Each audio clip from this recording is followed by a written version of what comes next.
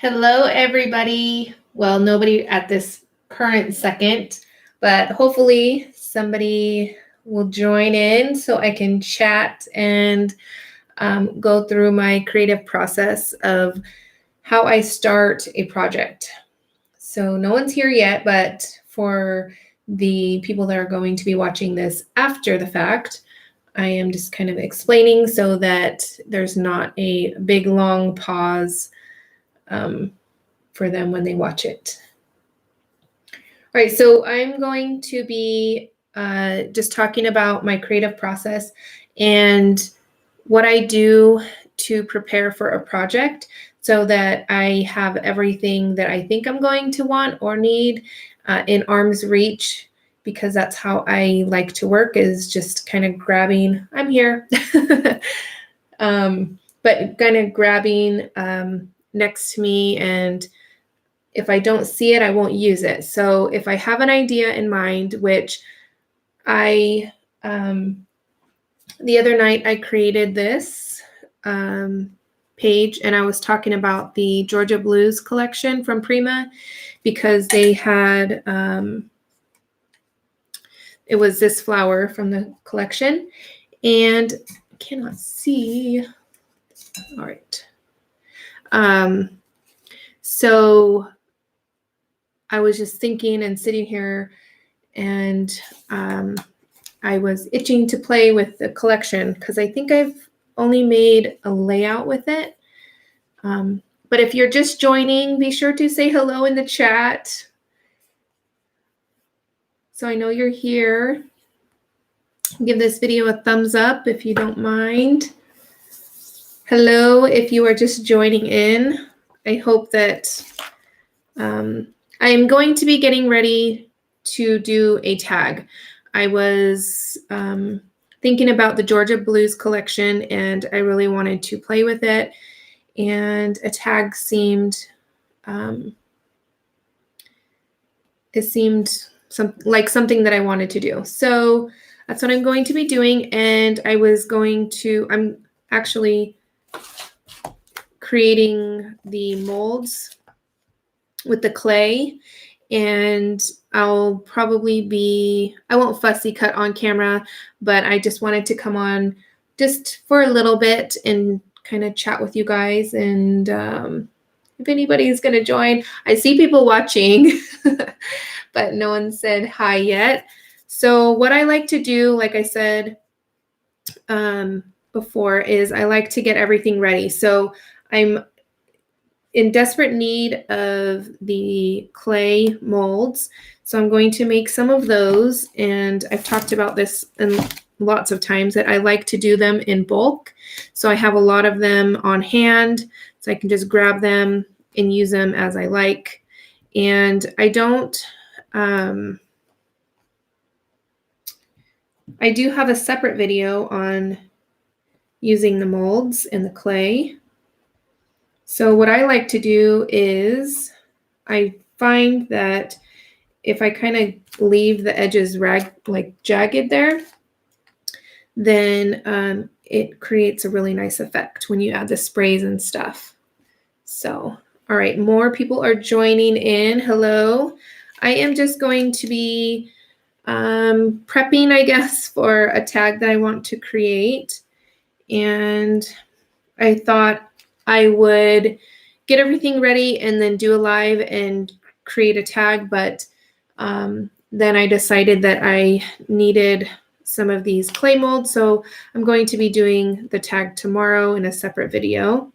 But I just wanted to talk a little bit about kind of my creative process and how I prepare for a project, or that kind of thing. So I had the paper in mind, and then I was thinking about what I wanted to do as far as like what type of project, and a tag just seemed like something that I wanted to do. And for those of you watching later, I apologize for repeating everything. It's just I keep seeing new people join, so I want to make sure that they're up to speed on what's going on here.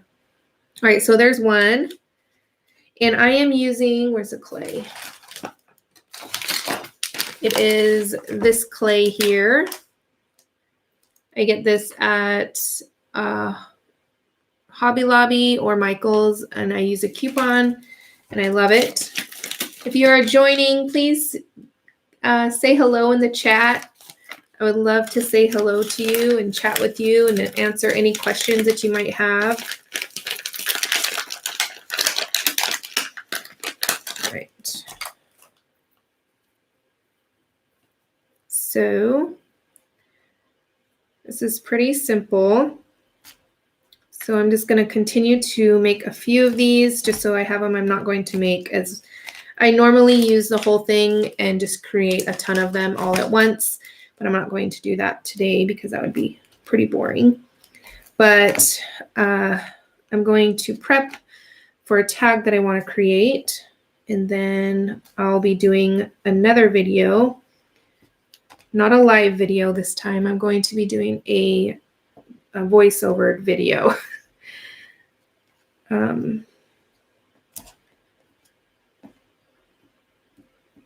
So these are the IOD molds. Let's see if I wrote the number on the back. I'll try to have everything listed in the description box after the video if you want to check out the products.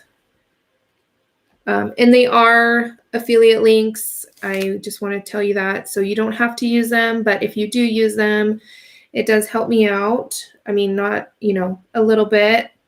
So I can continue to create videos for you guys. Oh, people are chatting. Yay. All right. Hi, Suzanne from Australia. Hi, Manal from Kuwait. I hope I'm saying your name right. Yes, I love the molds as well. I have a lot of them. Some I haven't even used yet because I do have my favorite shapes and stuff that I like to use. So if you're just joining,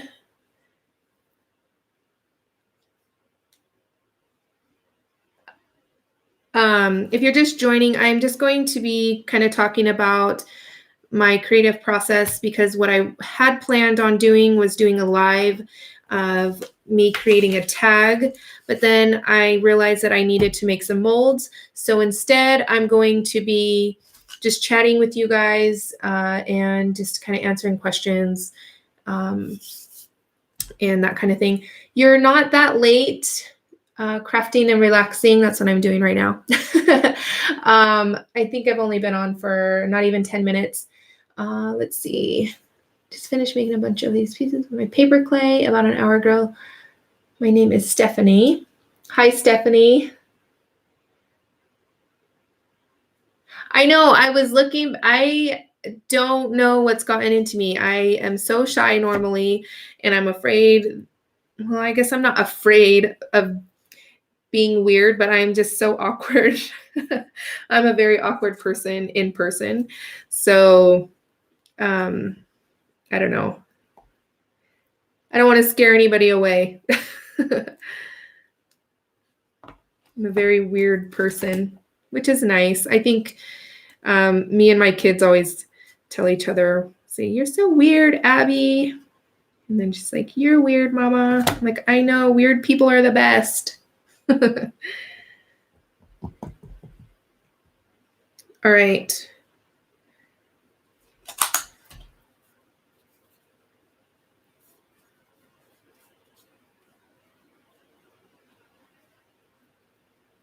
Hello, Joyce. I thought I was prepared. I had water for my paintbrushes. I got paper towels and kind of a lot of things that I thought I was going to be using, but then I forgot my glasses. So it's hard for me to see a little bit. The Tool Girl, hi from Colorado. I'm sure it's very cold and lots of snow over there.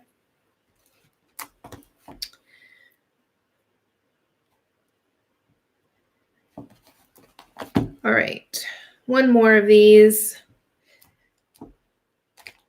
So I'm sorry, I didn't even answer your question. Let me see. Crafting and relaxing. Do you have a name that I can use? Maybe. If you don't want to share your real name, it's fine. Sarah. Okay, Sarah. These are IOD molds.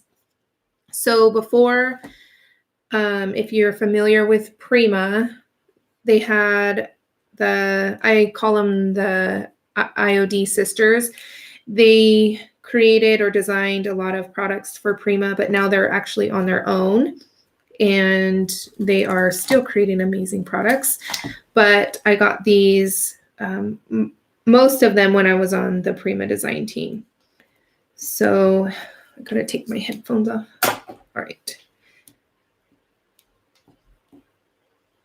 And they're great. These are food safe. You can, if you're a baker or anything like that, or yeah. There's so many uses out of them. I know Miranda, I'm sure everybody knows Miranda. She's Miss Liberty on YouTube.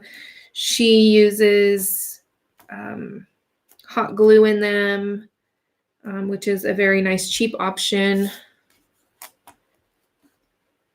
Can use resin, all kinds of different things. So I am definitely not a perfectionist crafter. So I like the imperfections that I get when I pull it up and see how there's some left on here. I like that, especially when I am doing mixed media projects. So I'm going to set these somewhere. And then I'm going to do a couple more because I'm not exactly sure which one I want to use.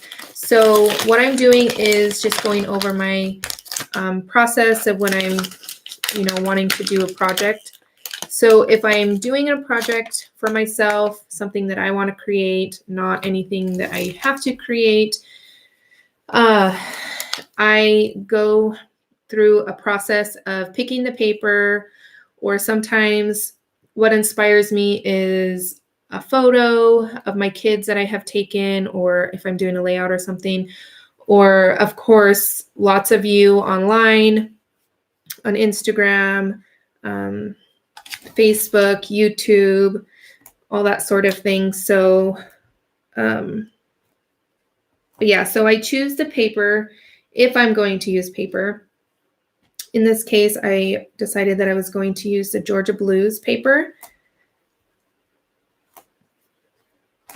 And because the other night, if you missed it, the live stream, I did make this mixed media book cover, art journal cover. And I was talking about the flower, which is from the Georgia Blues collection. And it got me thinking about it and wanting to create with it. So I had planned on getting everything ready and doing the tag live. But then I keep repeating myself. I think I'm going to be done repeating myself because I'm pretty sure it's the same people. But anyways, then I realized I needed some molds. So I'm just going to chat with you guys. And if you have any questions, don't hesitate to ask.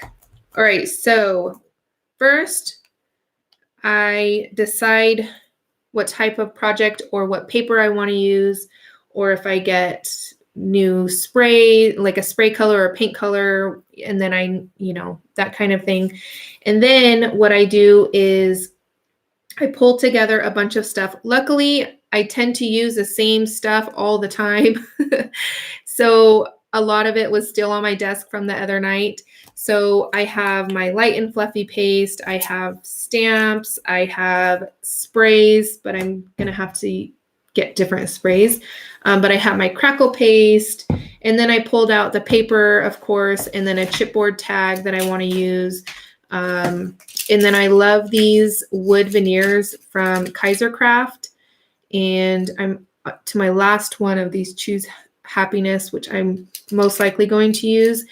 And I do have some flowers, and then I have some of my favorite stencils. So I pull everything that I think I'm going to use or that I want to use and have it around me. And that way I have it in arm's reach, because when I'm creating, 99% of the time, if I don't see it, I'm not going to use it. So that's how I create.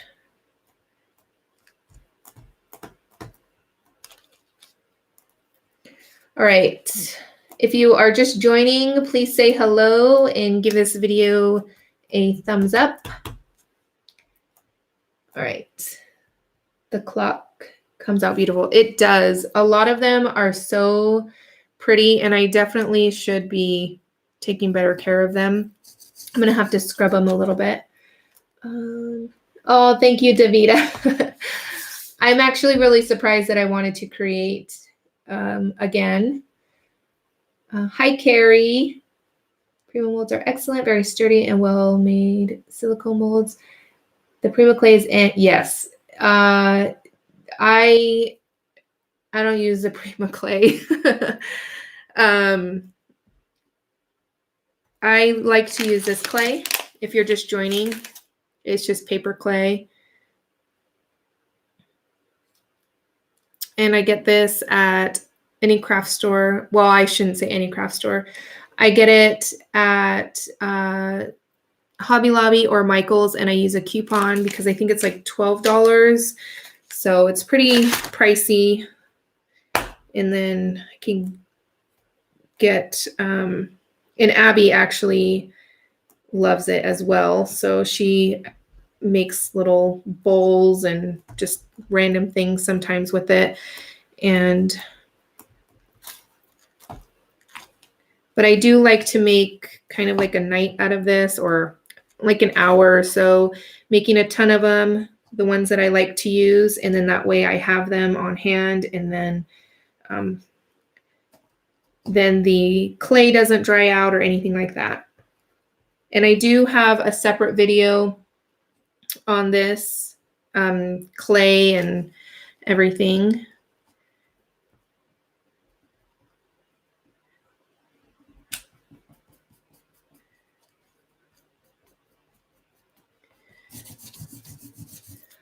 I did see another question. Can we use those molds on furniture? Yes. So the IOD sisters is what I call them. They are on their own now, and they refinish, and I don't know what the words are, but they do furniture and home decor things. So they use them on, I don't know if they use paper clay, but I know that it can be used with some sort of something, and then you can add it to furniture. I've seen lots of people using them for that. So yes, you can. All right, so this one I have ink all over. And I'm wearing kind of like a white shirt. So hopefully I don't get any on me. But knowing me, I will.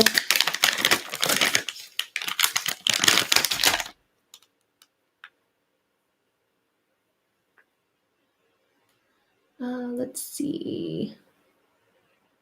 Oh, that's good to know.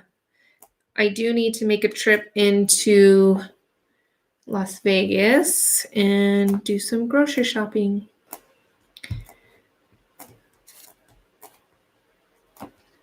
So if you, I think most of you were here the other night, but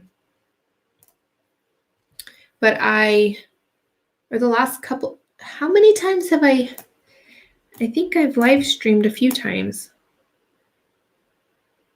Or I don't know, but I was homesick while my husband and kids went to San Diego for Christmas. They didn't want to leave, but I made them, because we were supposed to be going to San Diego for Christmas to spend it with my husband's family this year. And I did not want to take that away from them because I had the flu. So Yeah.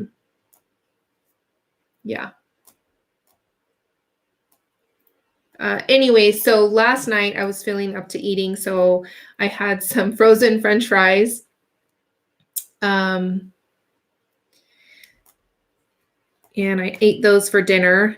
And then a friend, she actually brought me some homemade chicken noodle soup today, and that was really nice. So, but we are in desperate need of groceries. So I'll definitely have to stop by Hobby Lobby and get a couple of them.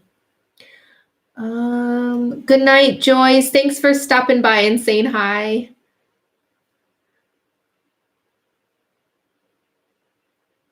I know that it's late. I'm sorry. They, is that how you say your name? I wish it would snow here.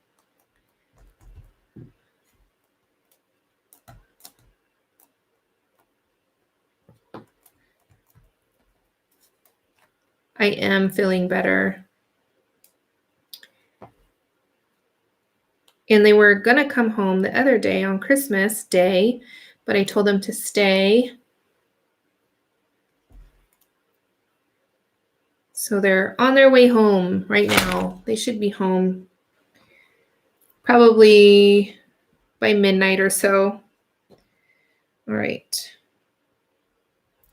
Yeah, I was sick. It's a bummer, but you know, it happens. I'm just thankful to be alive and in a warm house, you know.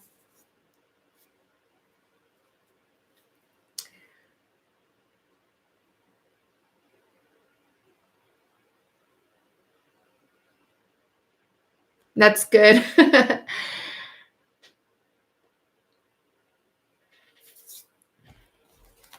All right, I'm gonna set that aside.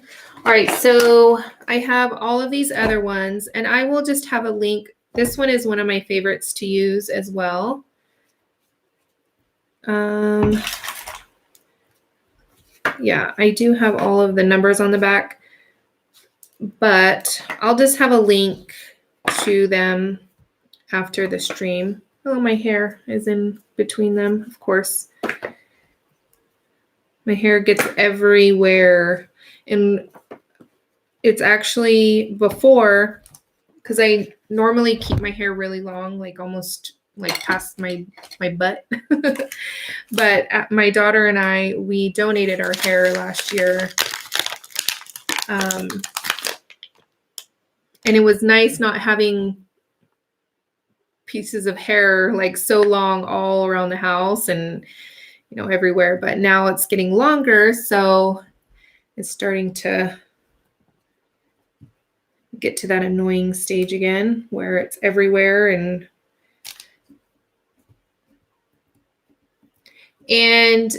we donated to children with hair loss if you are interested in knowing.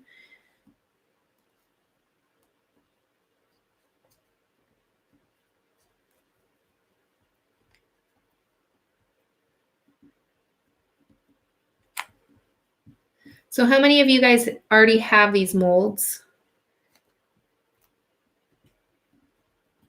They are a little bit pricey, but they're definitely worth it because I like to use, you know, elements like this, whether it's the clay or chipboard or something like that. But this you can use over and over and over. So it's nice because like chipboard, that's it. You know, you can only use it once.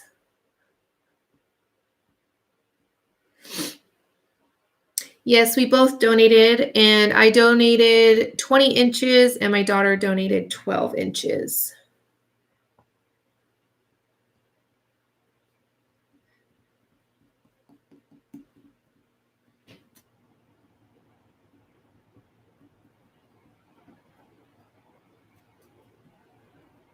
It was the shortest my hair has been in a long time. It was really, really weird for the longest time. And I wish I could show you guys a picture. I do this thing with my hair. My husband calls it my samurai bun. I am Japanese, by the way, so I think that's why he says it, because they just put this really weird like bun on top of my head and it like kind of wobbles around. All right, one more of those and then I think I'm done. So after I do like kind of like my prep work, so this collection I like to, this is the Georgia Blues collection. And what I like to do, if it has a lot of really pretty florals, I like to cut them out. And then that way I have them if I want to kind of tuck them here and there and, you know, that sort of thing.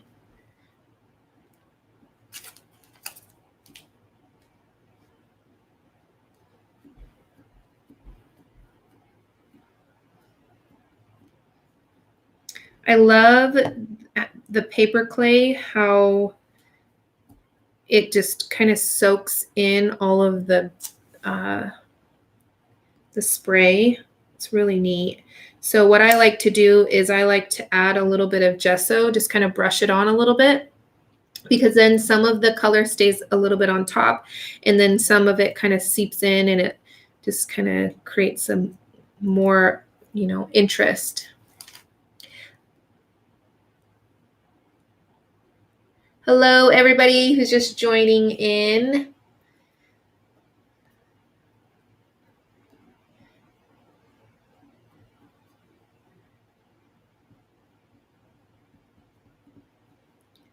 If you're just joining, please say hello in the chat. I'd love to say hi.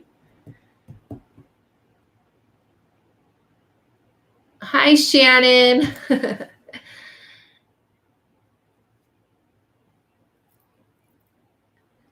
Hi, Victoria. They, Tool Girl, Suzanne. I want to make sure that I have everybody. Oh, hi, Heavenly Zen with Kelly, Justice Kaiser. I think I got that right. Of course, I don't have my glasses. All right. Sue. Hi, Sue. You can get these at scrapbook.com. That's the place I know that has them. And after the video, I will have links to where you can find them. And just a disclaimer, it is an affiliate link, which just means that if you click on the link and you end up purchasing something after you click on my link, then I get a little commission, I guess, and at no cost to you. So it helps me out. All right, this one's being a little stubborn.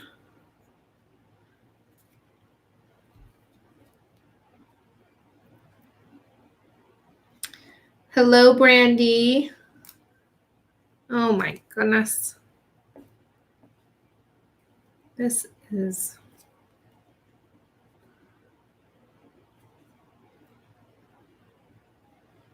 Yes, it's paper clay. So it looks like this. This is the one that I like to use.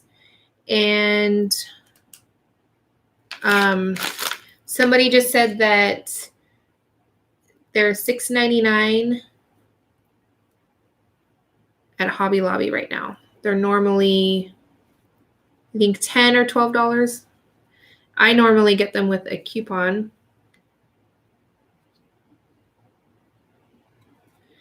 Oh my goodness. All right.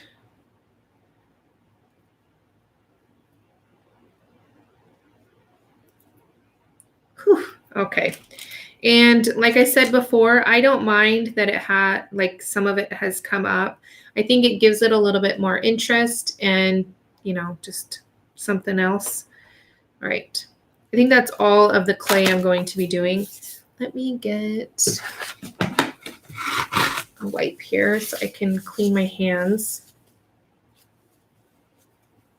All right, if you're just joining, please say hi in the chat and give this video a thumbs up. I'd really appreciate it. I am so surprised that how many people joined just on a whim. I am so grateful for you guys because I was feeling so bored.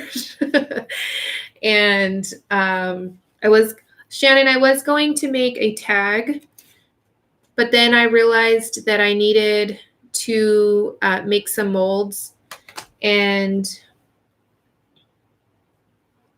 so I decided just to come on and kind of chat about my creative process and that kind of thing, or answer any questions, just kind of hang out, I guess. I will have the video, hopefully, what's today? Is today Tuesday? Wednesday. Today's Wednesday. So I'll have it up maybe tomorrow, depending on how late I decide to stay up tonight. I want to wait for these to dry. But if you're doing like an altered project, like say you want to put this on a like a flower pot or something, you would want to glue it on and wrap it around while it's wet, obviously. So you can, these molds are just, they're amazing. All right. I'm going to clean up a little bit of this ink here, or else I'm going to get it all over my shirt. And all right.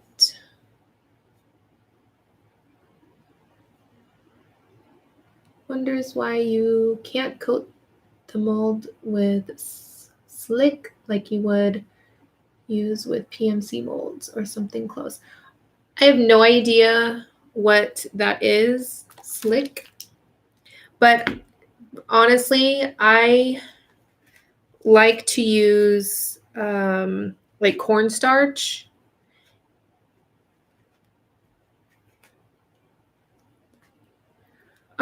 I think you can bake it.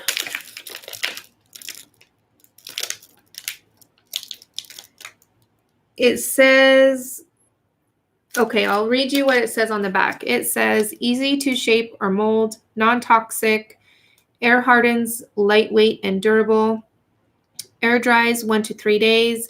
So tomorrow I'll flip them over, and then by the end of the day, they should be dry. That's what I seem to find. Let's see. Can be painted after it's dried with any type of paint. Very small amount of water may be kneaded into it if it becomes dry as you are molding with it. Keep unused portion in an airtight plastic bag. Fill any cracks or seams that develop in drying. I don't like to do that because I like the non-perfection of it. I like it kind of distressed looking. It doesn't say anything about baking, but I'm sure you can. I'm not really much of like a clay molder person, so I don't know much about it. I just know that I like using them on my mixed media projects. All right, if you're just joining, say hello in the chat. I'd love to say hi to you, and give this video a thumbs up. Hello, Dominique. Is it Dominic or Dominique?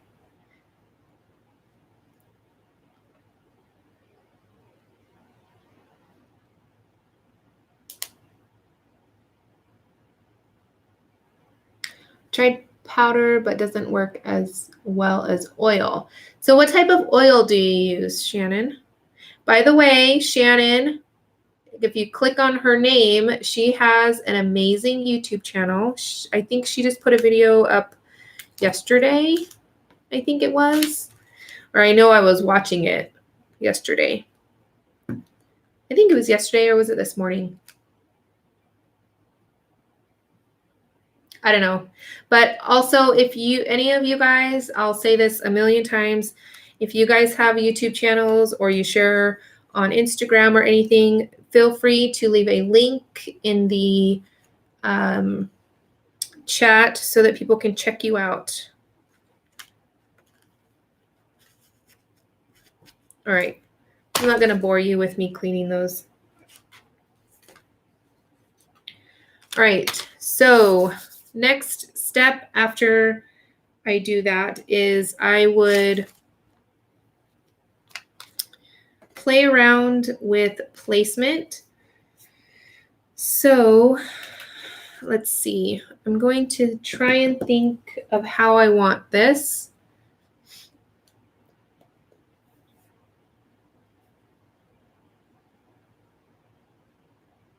Oh, that's good to know. Cooking spray. Interesting.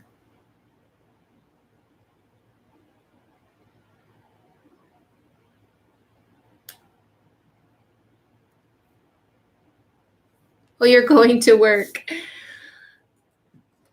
All right, I just need to get some coffee here.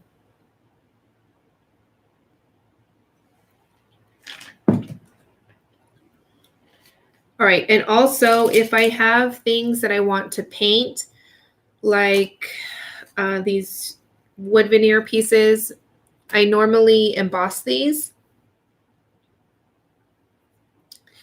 So I would do that as well before starting my project. So I want everything done because, especially when I'm doing a video, because then it's not so much editing, although I'm very indecisive. So a lot of times I do have to edit a lot of it out, but that's what I like to do. So I'll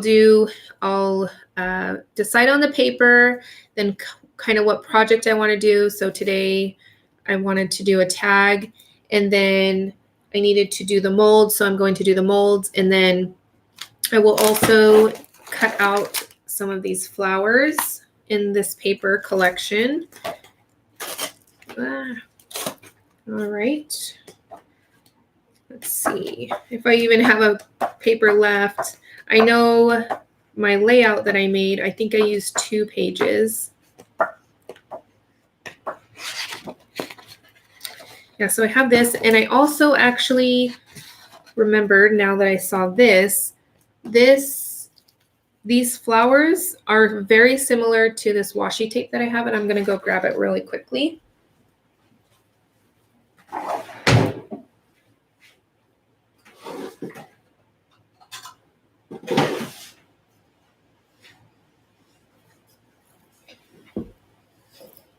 All right, so this washi tape is from Altenew, and the flowers, pretty similar, lighter in color a little bit, but same sort of design. And if you are not familiar with the washi tape from Altenew, you are missing out.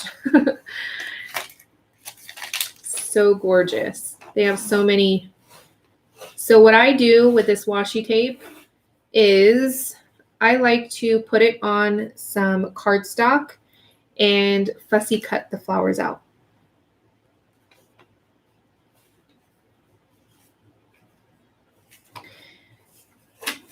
The paper is from,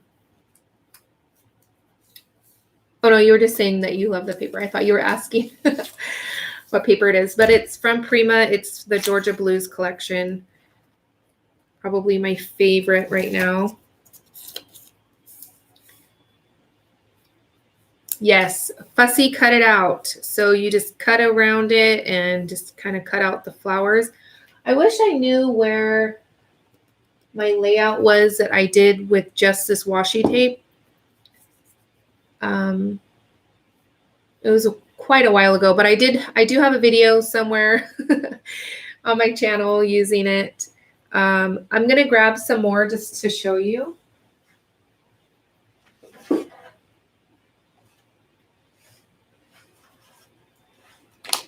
All right, this is my little tray of washi. So I have this one, which I haven't opened it yet, but this is like a galaxy print. It's so gorgeous. I can't wait to use this. And then this one I love as well. This one's really pretty.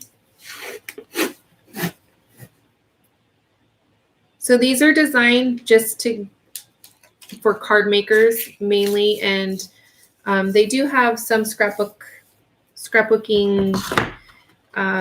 products as well.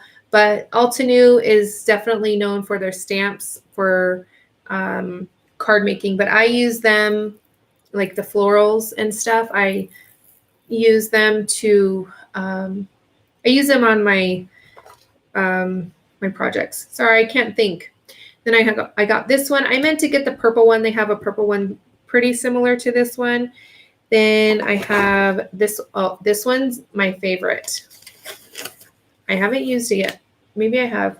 I don't remember if I have or not, but it's opened. But it is so gorgeous.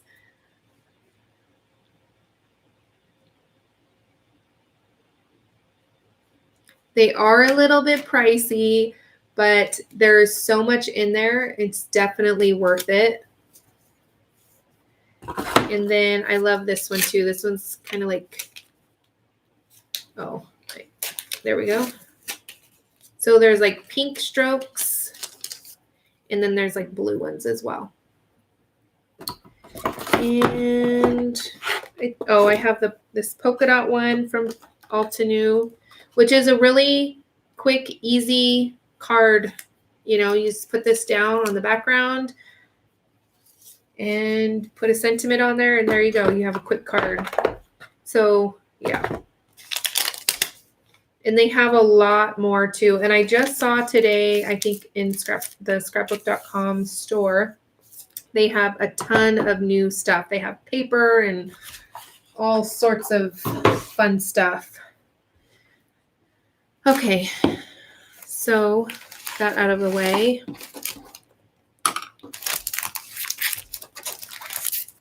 So what I'm going to do next, after I decide on what kind of products I want, then I'm going to pick out my background paper, which will probably be, I like this one, but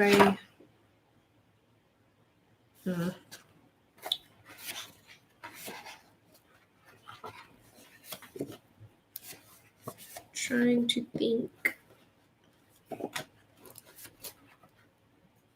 No, I'm just going to use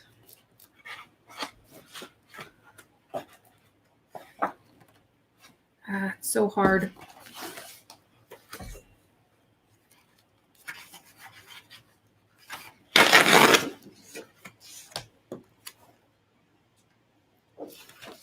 I'm going to use this one. So let me see here. Where do I want it? Probably about here.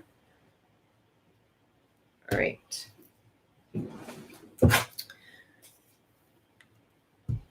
So it looks like you guys are going to hang out with me to create the tag. Or some of it anyways. I've already been on for 43 minutes. Do you guys want me to create the tag, or do you want to see the video another time? Or I could do two, I guess. Yes, I think they even have one even whiter. So this one's from Tim Holtz. Oh no, this is, sorry, tissue paper, not washi tape. Okay, so you want the tag. All right.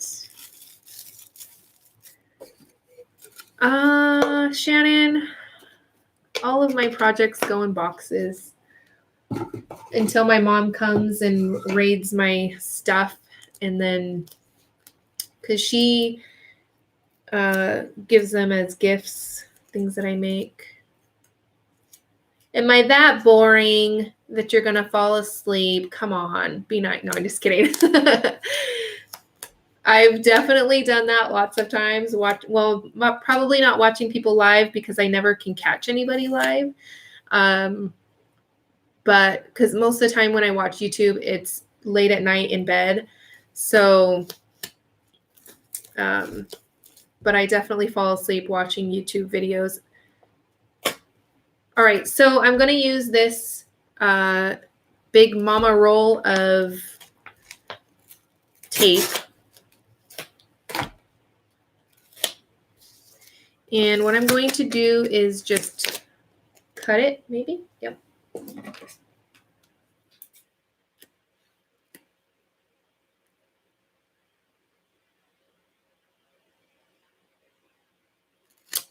Yes, she does. I used to sell a lot of my stuff on Etsy, but it just was so much work to list them and ship them. Shipping is a big issue for me. I don't know what it is. I just get really lazy.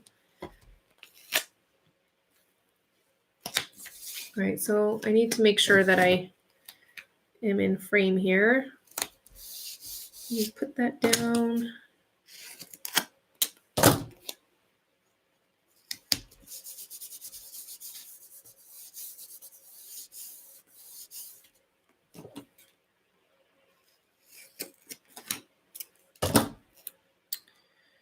Hmm.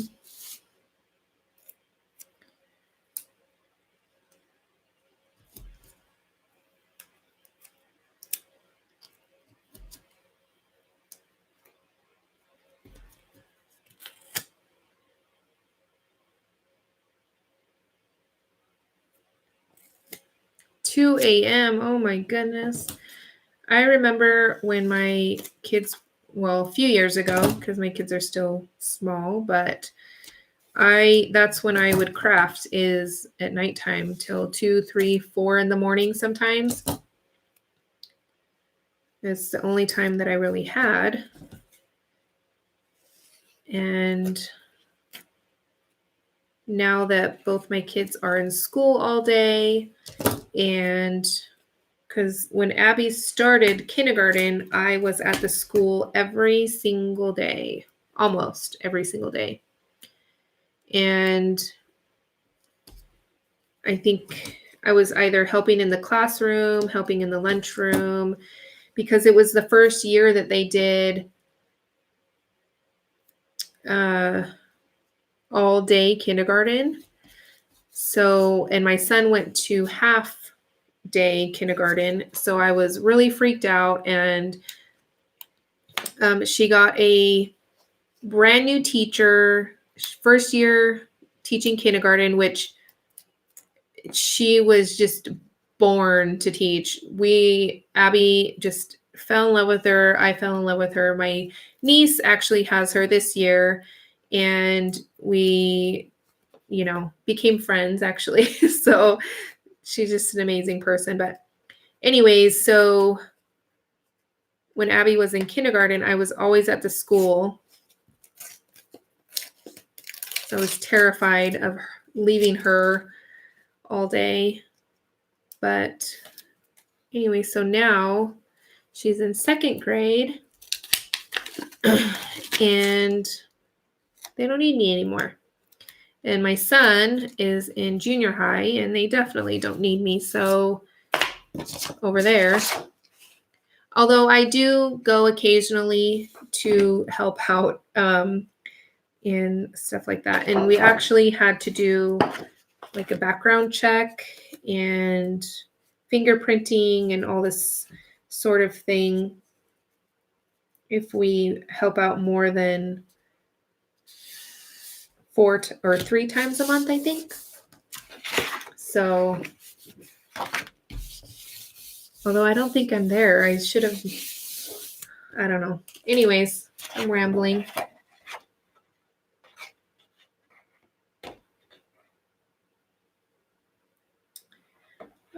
It's all about working the clay more pliable, the easier it goes into the mold. Yes.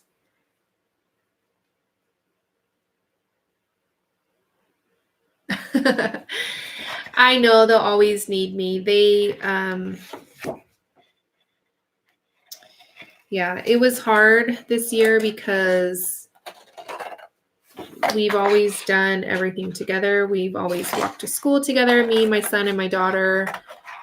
We do these the 100-Mile Club, if you're familiar. I know it's getting more popular around the United States.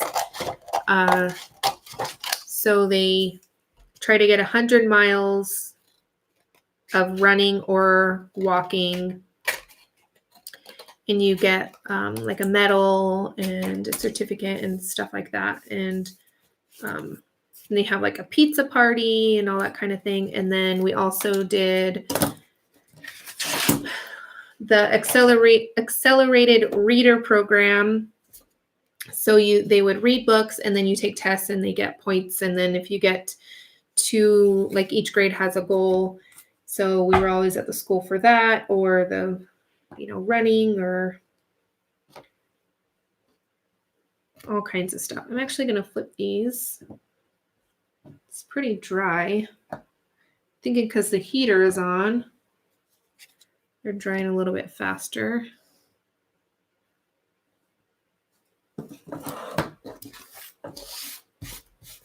You guys see my tan line? It's where my Fitbit goes. I haven't charged it in a while, so.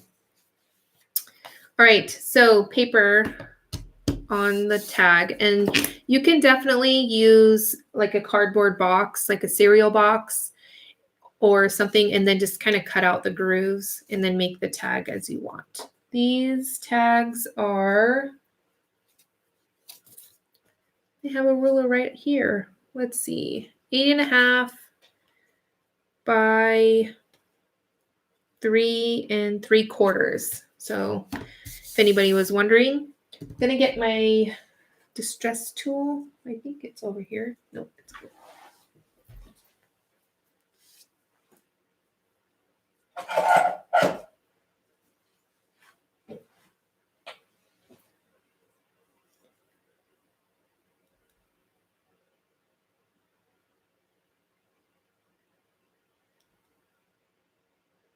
Sorry, I'm catching up in the chat. I mean, February.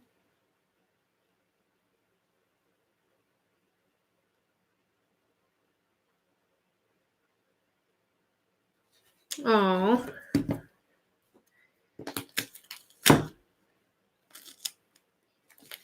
Yeah. So Abby really had a hard time because even though Abby and Mateo are really far in age, they're like 4.5, 5 years apart. They are really, really close. They're, together all the time. And I'm surprised that they get along as well as they do because they're so far apart. But I think it's because my son, bless his heart, he's just the sweetest, kindest person and just in general. And yeah, she had a really, really hard time. She did not want to go to school. She would cry, and she actually got another teacher that this is her first year teaching again. So last year for first grade, she got a really amazing teacher. She's been teaching for a long time. And I wasn't as scared as I was when she got the first year teacher in kindergarten because her kindergarten teacher turned out so amazing. And because I live in such a small town, she has actually had her second grade teacher as a substitute teacher in the past. So, and her son was in my daughter's kindergarten class and stuff. So anyways,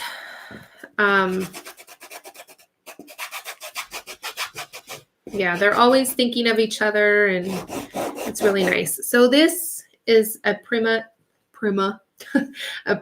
distress tool, which unfortunately you cannot get anymore. So I apologize that I'm using it. You might be able to find it maybe on eBay or Amazon. But sadly, they don't make them anymore. And I did have an extra, and I talked about this in the last video where I just like to send people stuff. So I had sent it to somebody. I don't even remember who it was. And I kind of regret it now because when I sent it, they weren't discontinued at that point. So I thought, oh, I'll just get another one, you know, but I've had this one forever. So it definitely lasts a long time. And I'm trying to think, I probably have had this since they came out.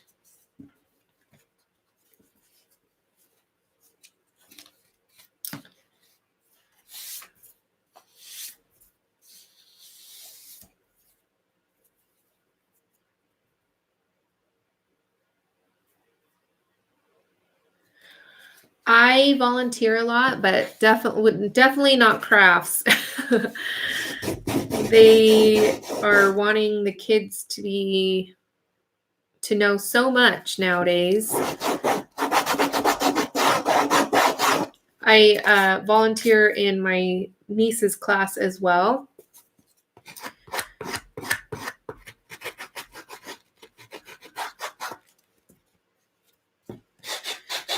She's in kindergarten.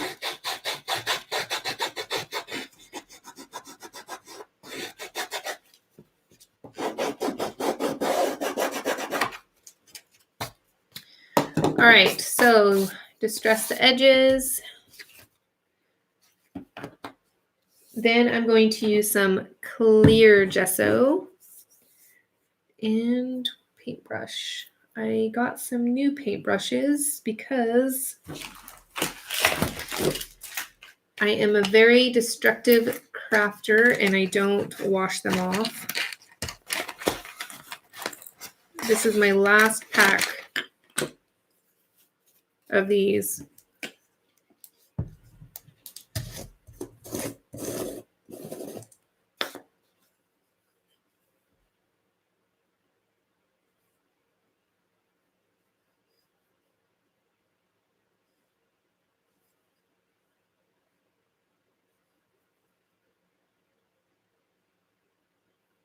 Oh, thank you, Susanna.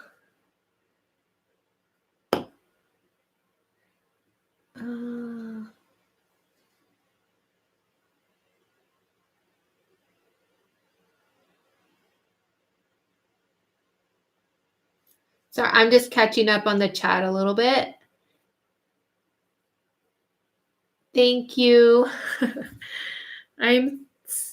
I don't know. I get nervous because I don't know, for one, if anybody's going to join.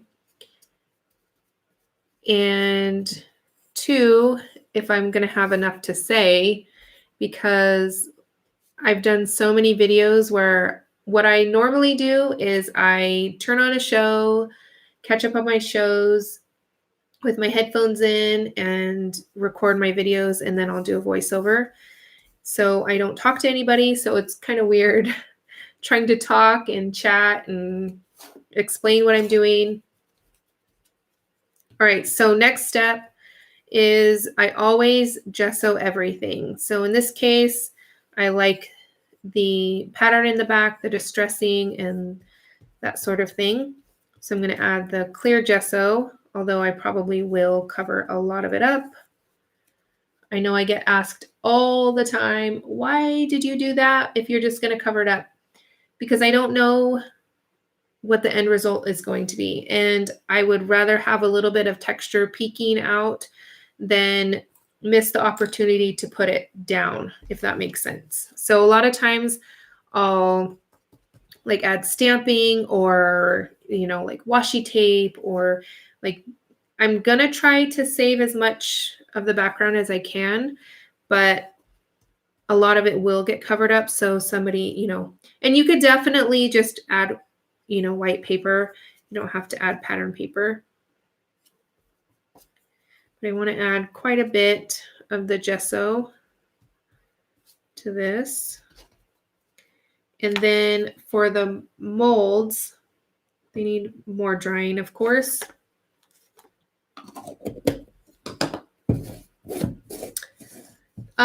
No, gesso's not like Mod Podge. It's different. So Mod Podge is more like, how do I explain it?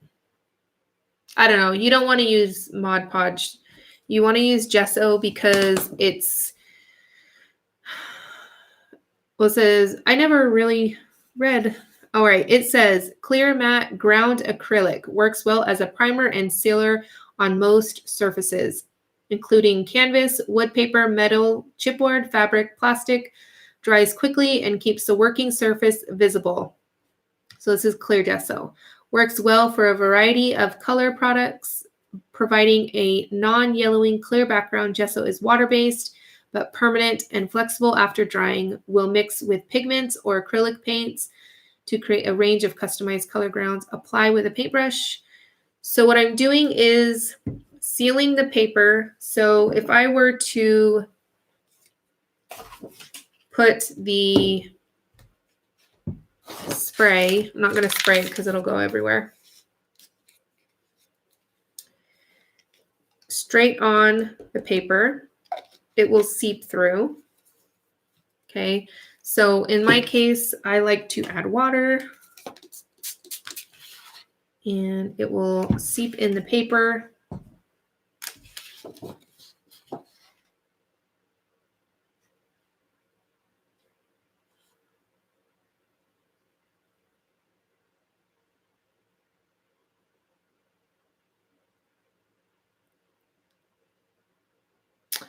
I'm not sure why they don't sell them anymore.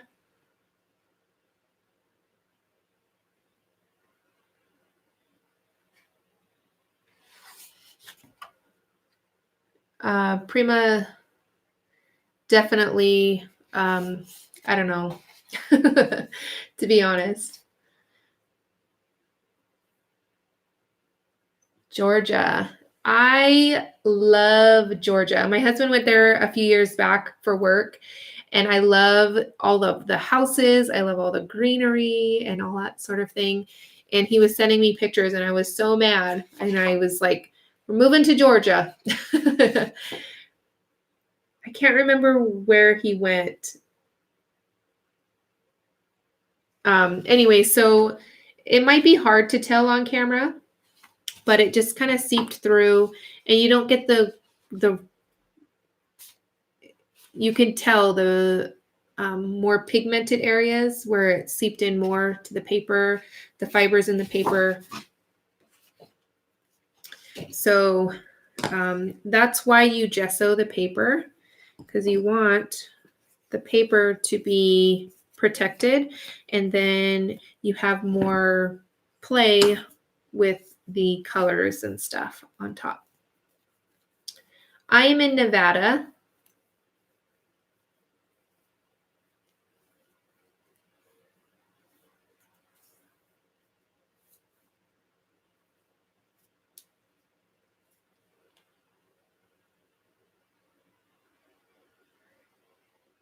Yes, I always use gesso, even if I am not going to use any sprays, which is very rare, but it's just kind of a habit now. So I always gesso. And then I'll even add white gesso as well. Oh, Florida. My husband's been to Florida too. He's been all over the place. I've not been many places. But now the kids are older, although he's not traveling as much for work. But I'm going to add a little bit more.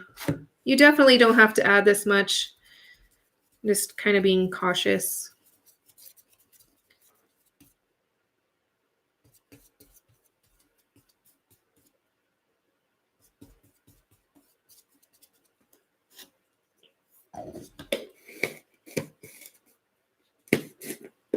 I think one of his favorite places was Louisiana. He loved the food there. I don't remember where exactly he went. I think it started with an A, maybe.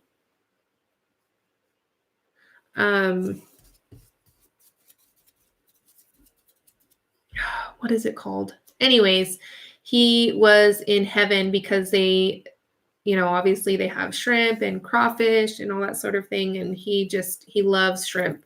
I didn't think that he was going to come home because he was just loving all the food.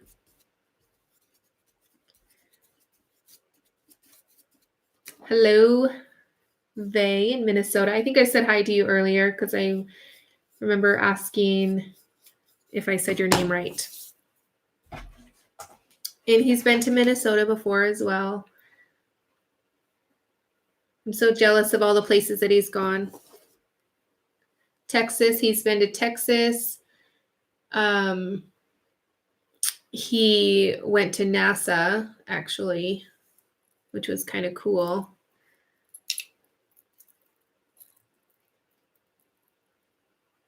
Yes, there is so many different gessos. So I have the clear gesso, and I use a lot of the white gesso and also the black gesso. So those are the three that I have. And I genuinely love the heavy, excuse me, the heavy gesso from Prima. Before I had to use it now, but I really do I love it.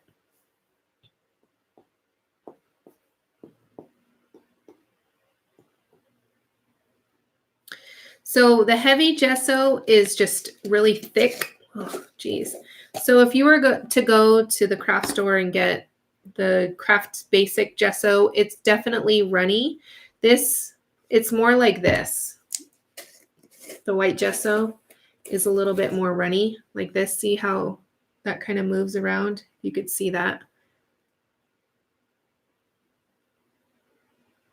You can,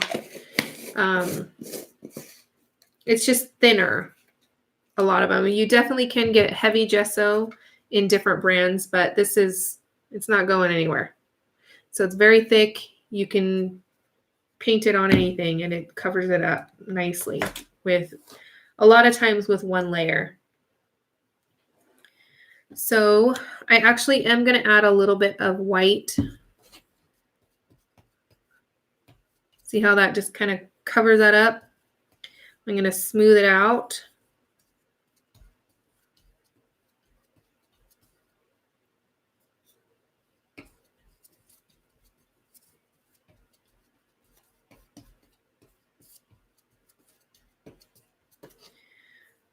Okay.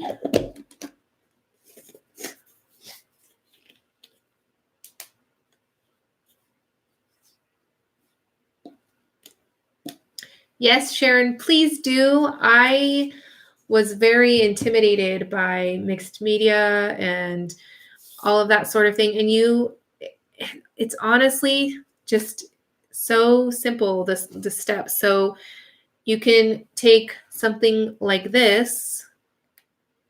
Okay, I did this the other night. And then just add some gesso, some texture paste. You don't even really have to do any of that. You can use, trying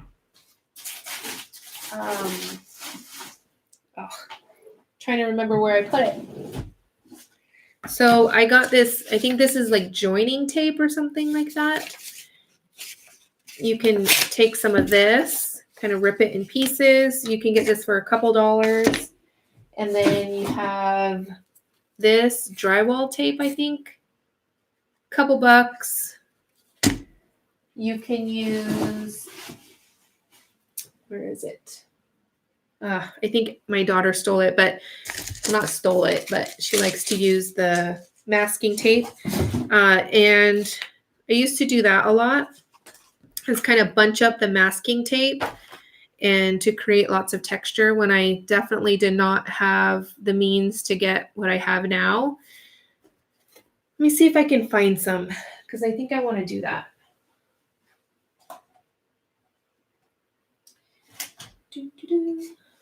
No, maybe I'll just add some washi tape.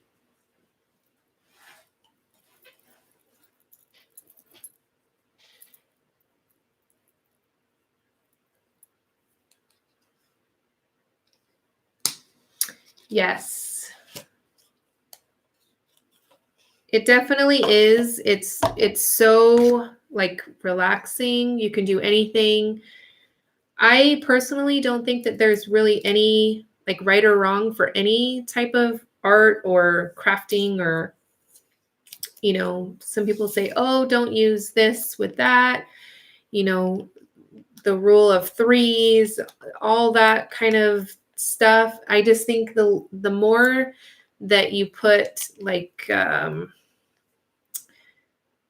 restrictions and things like that, the more you're going to feel restricted in your creating. And I think creating should be relaxing and freeing, and it shouldn't be stressful. You know, I think a lot of times it, what's the word? It holds people back from creating because they think like, oh, I can't do this, or I don't have that. I have to have this to do this, or, you know, you can use anything. And it's really neat with mixed media. All right, so I'm just gonna demonstrate what you could do with the masking tape. Is you take it and you just crunch it up like this. I don't know if you can see that, but it creates texture.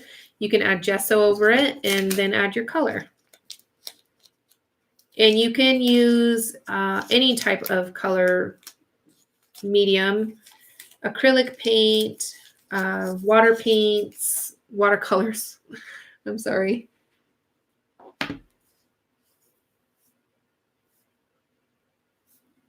All sorts of different things to color.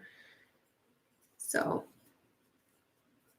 you definitely don't have to have, you know, everything that somebody else is using, or, you know, it is nice because it's, you know, when I see something that somebody's using, I'm like, oh, I have to have that. You know, but if you're just starting out, you definitely just kind of want to dip your toes in a little bit. The main thing I think is, honestly, is gesso and something to add color. And then, you know, you can build your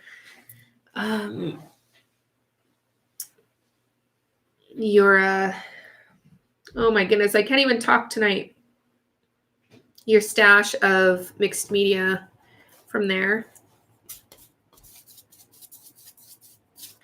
And I think maybe white gesso is a good start, because if you want to have something totally white, you can. If you want it to have, you know, show up a little bit, you can water it down a little bit.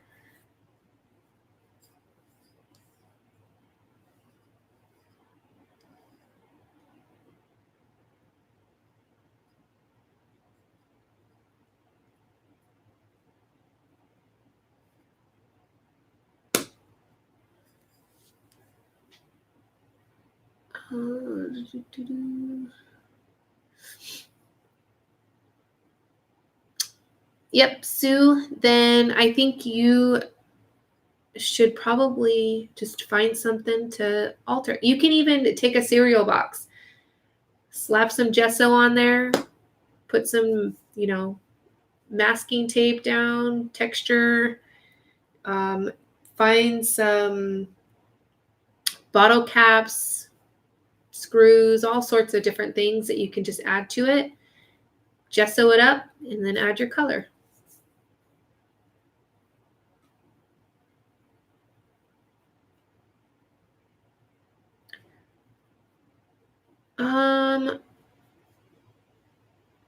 I think you said your name. Where'd you go?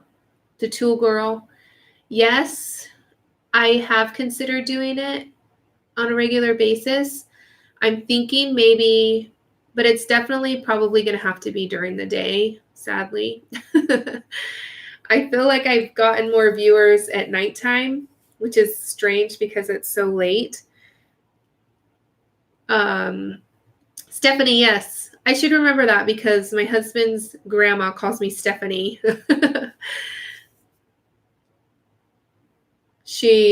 Her main language is Spanish, so she calls me Stephanie because she can't say Tiffany.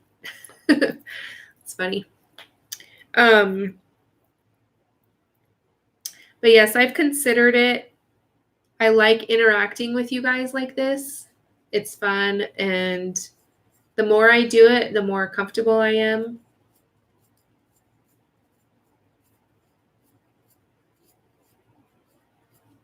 Hi from Germany. Where'd you go? Where'd you go? I saw you. Oh, there you are. I'm gonna have to get close to say your name. Oh, Miss UAK.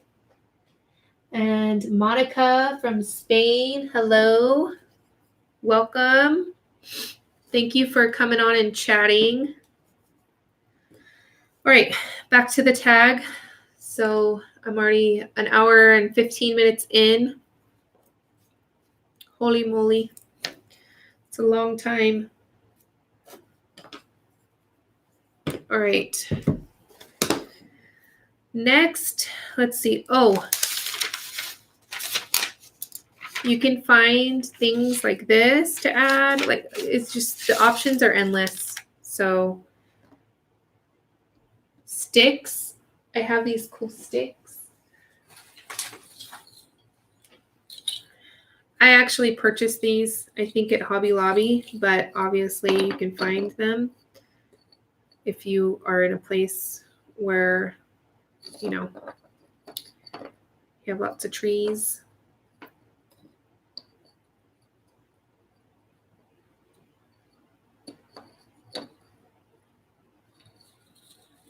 Oh, thank you, Stephanie. I'm trying. It's different for me for sure because, like I said, I'm really shy. So but I do love interacting with you guys. So, all right. I wonder, you know what? I'm going to see if I actually have some of these somewhere else so I can finish my tag because I'm getting caught up in not having it.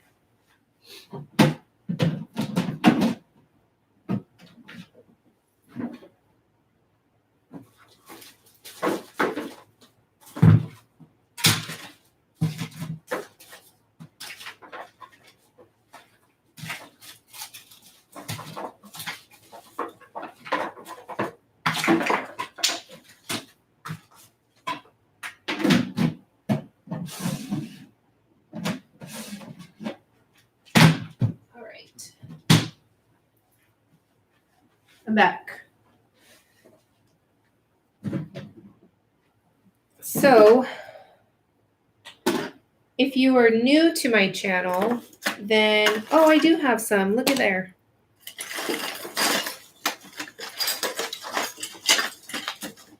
So all that time I spent on the molds.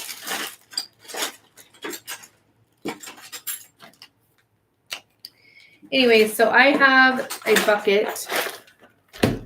This is kind of like a mishmash of stuff.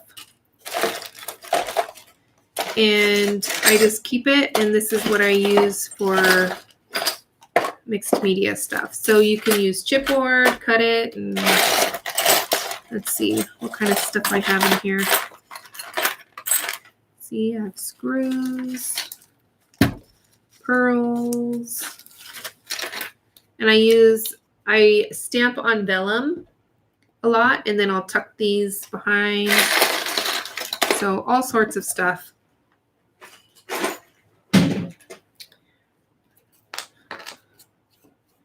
But I think I wanted this one. So, you know what? We're just going to go with this one. And I'm going to break this one, maybe. Yep. Yep.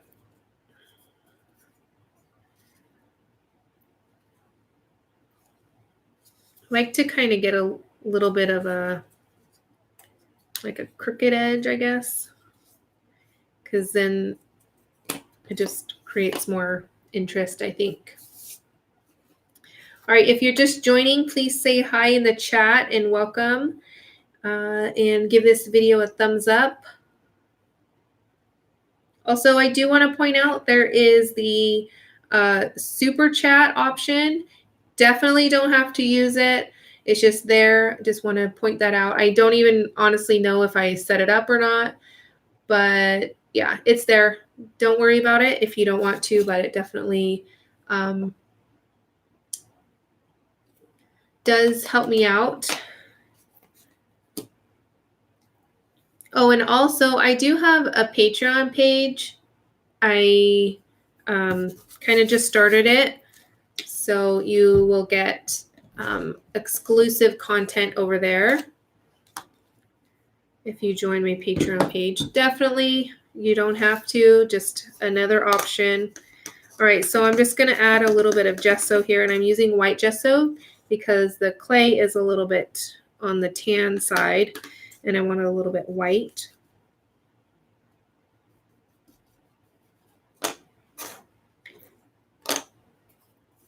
Hello, Jamie. Merry Christmas, Jamer.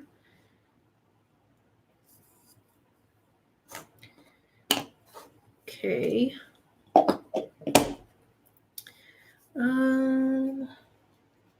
Trying to think now.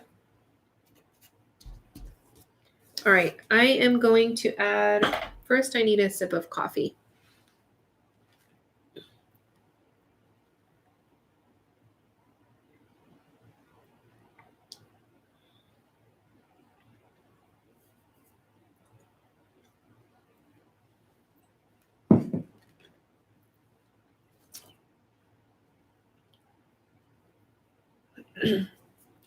Thank you so much, Stephanie. You definitely, there's so many people now that are doing videos, and you can help out anybody that you want, but it does definitely help.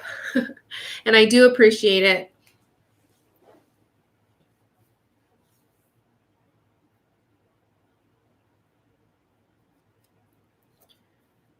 Sunny Australia. It's a little, I think it was like 60 degrees here, so it wasn't too bad, but it definitely was a little bit cold. I had my windows open today for a little bit because I made, I hope I'm going to say this right, chilaquiles this morning for breakfast. And well, my white girl style, I guess, I do the salsa homemade, and then I do the scrambled eggs, and then I just kind of put all of it in layers on top of chips. So that's how I do it, layered. I don't do it like a normal, like my mother-in-law would make. So anyway, so it got kind of smoky in here because you kind of have to roast the tomatoes and stuff. So it got a little bit smoky, and then I opened up the windows. So it was actually really nice. Especially because I was sick, so it was nice to get some fresh air in here as well. All right, I am going to try to concentrate on my tag. So I think I want to do some stamping.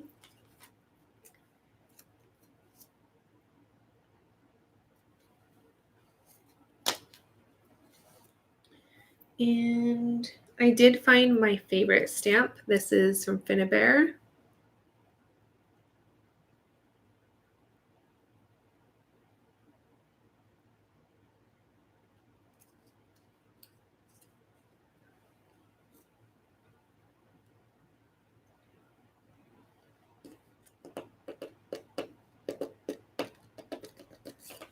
Trying to find my ink somewhere in this mess. If you guys could see this mess, holy moly. Oh, there it is.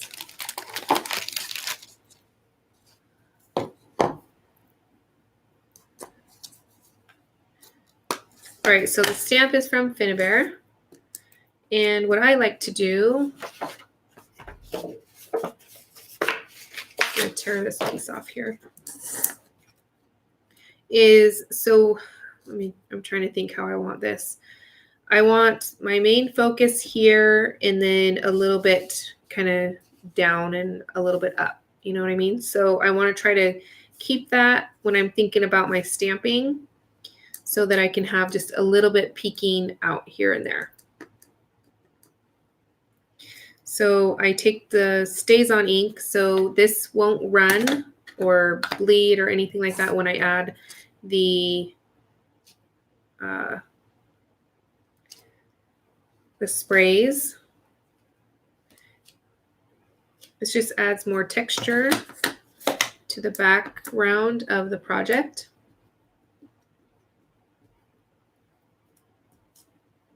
I've actually been to Colorado, surprisingly. My little sister lived in Loveland, California, if you know where that is, for a little bit. And I went there when she had her baby.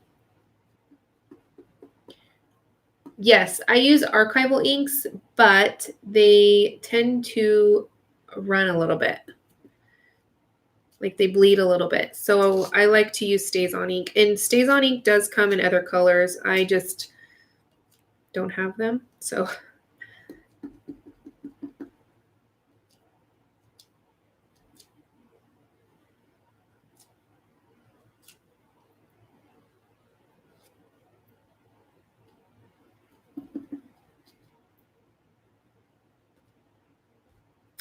and it was actually, my niece was born in January.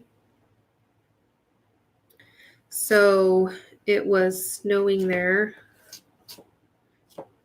It was so cold. This was years ago. My niece is going to be 13. Holy moly.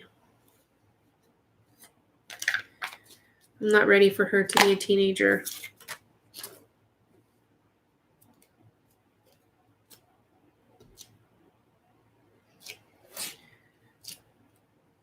All right. So I do multiple stamps because you get a different effect. So you have your darker and then you kind of have lighter and all that sort of thing. So more interest to the project. Let's try to scooch some of this stuff over a little bit. Right, I'm going to just add a little bit of really watered down gesso.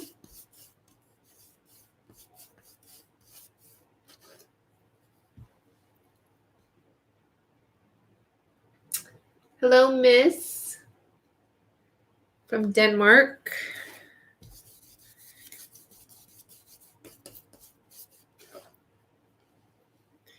All right, next I'm going to add the, I am in love with Crackle paste. So I say this constantly in my videos. No, that was just the white gesso that was on my paintbrush, and I just added a little bit of water just to help everything kind of blend together a little bit.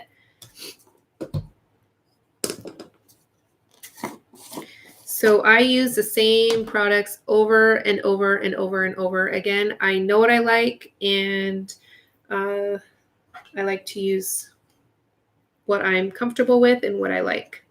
So that's why I use all the same things over and over and over again. That's when you know I really like something, is when I constantly use it. Okay, what Crackle paste do you use?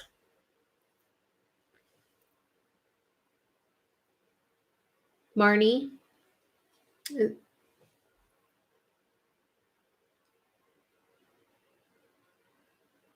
Thank you, Jamie. Because the Crackle paste from Prima, it works. At least for me. I know some people, I think honestly, it probably depends too on your climate, how humid it is, all that sort of thing. But hopefully you guys can see, maybe if I can get this in. Oh, I took the auto zoom off, of course. Let me see. You guys can't see that, I don't think.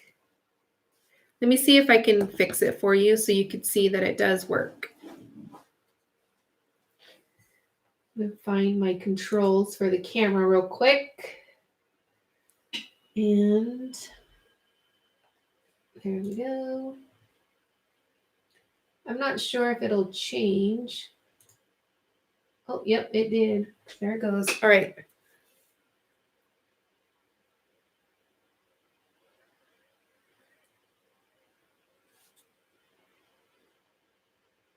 Oh, come on.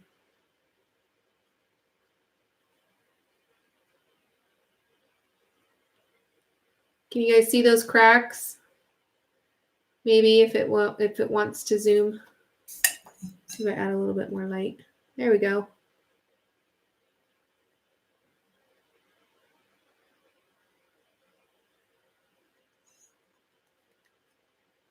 All right.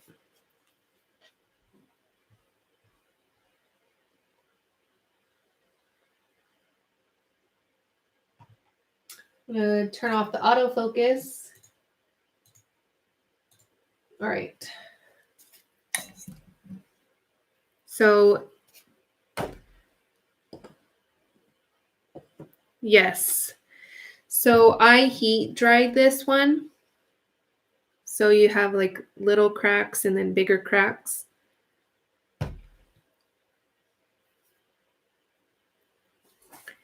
So I'm going to keep with, I got a chunk here. Although this one kind of dried up on me a little bit. And I like to, I normally use, oh, here it is. Oh no, that's my big one. The silicone brush from Prima. I love these. If you can, I'm sure you can find different brands other places. But I have a smaller one as well where I like to use to add my crackle paste, because it's easier to get smoother lines, and then you can add thicker in some areas, easier, and thinner in other areas, a little bit easier. Which I like to have a variation of cracks.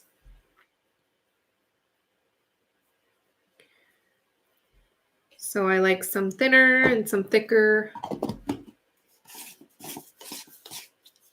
But it is recommended that you let it air dry, like on its own. But I'm very impatient.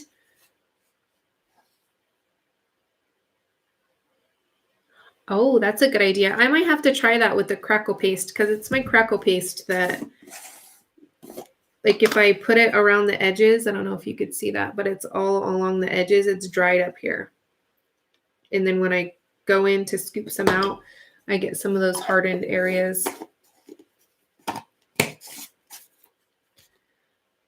And it also doesn't help that when I am creating, I normally leave everything open. So that definitely doesn't help either, because sometimes I'll be here for hours creating. So, all right, I'm going to turn on the heat tool. So just warning you, if you have headphones in or anything, it might get a little bit loud.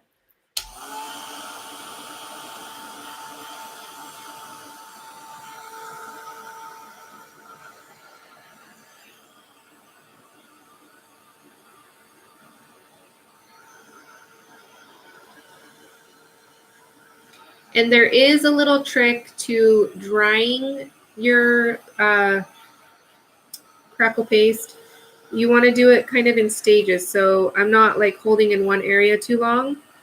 I'm kind of letting it dry. And then once I feel it's gotten a little bit warm, I'll move on to another area.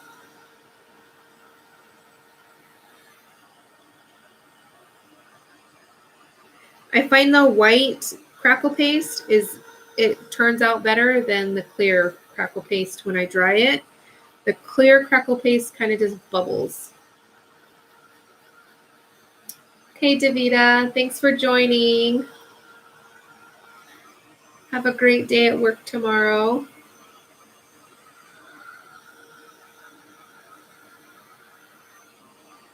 Honestly, Jamie, it really, really helps. I got the this heat tool as a replacement for my embossing tool, this one, because it kind of scares me sometimes turning it on. I've had this forever. So,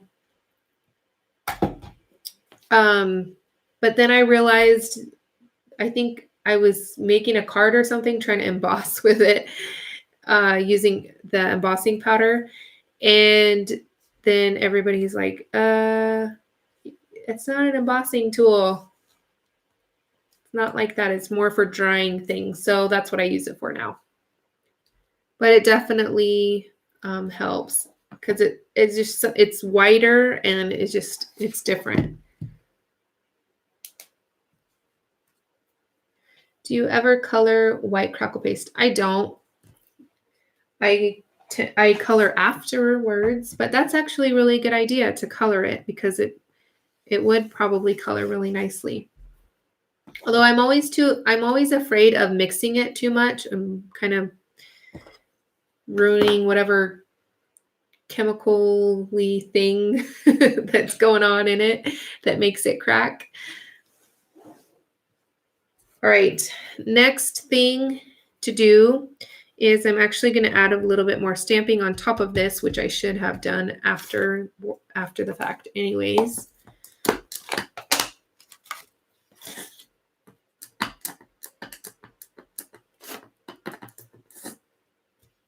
And you guys are seeing like the real thing, because in a video I would probably edit out the part where I stamped and then added the Crackle paste and covered it all up and then kind of acted like I was just stamping on top of the Crackle paste.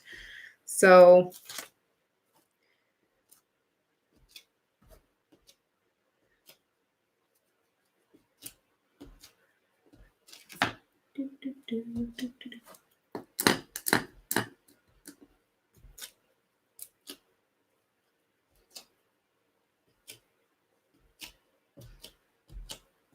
all right, any questions? As I feel like I need to chat, but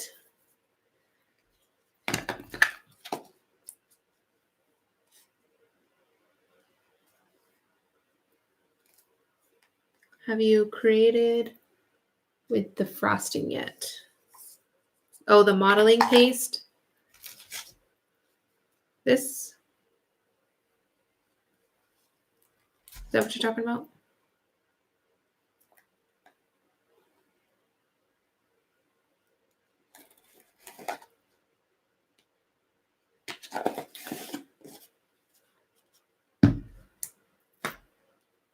I'm not worried about covering things up. I think that, and it shows up a lot of times different on camera and in pictures than it does in person because, oh yes, I used these and then this clay, which I'm glad you said something because I need to put it back in the bag.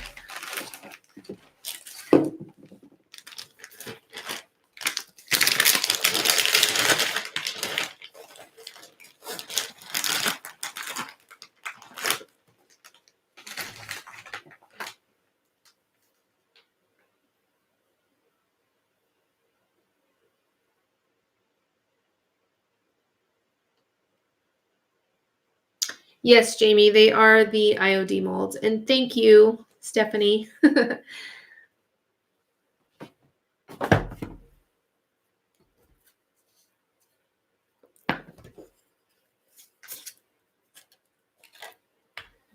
And once the video is done, I will list everything.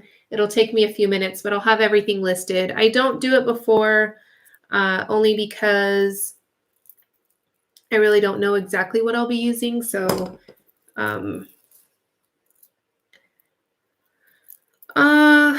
if I were to, like, normally I would do a whole package of the clay and then just have a bunch of them laid out, and then probably 6 hours later or so I would flip them around, and then about 6 hours later, they'd probably be dry. I haven't really timed it,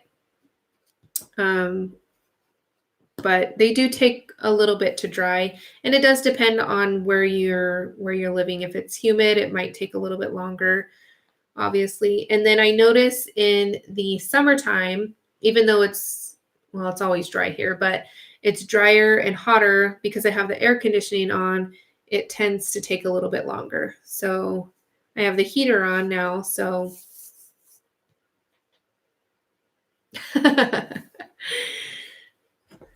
you know what? I should do that in the summertime. I should just put them outside. Because it gets sometimes like 115 here where I live, 120 a couple of days during the summer. It's crazy. All right. I need to just text my husband really quickly.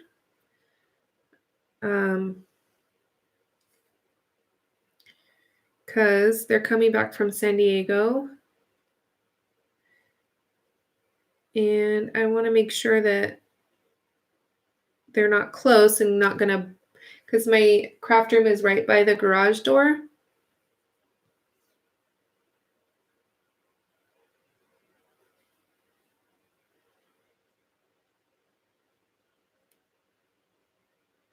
All right, let me get rid of this person here.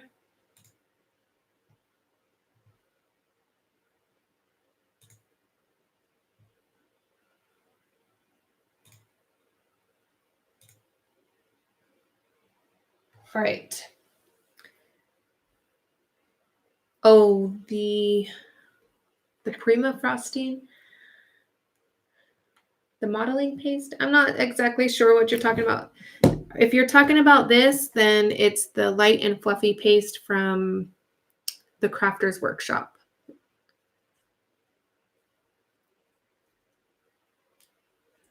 Is this what you're talking about?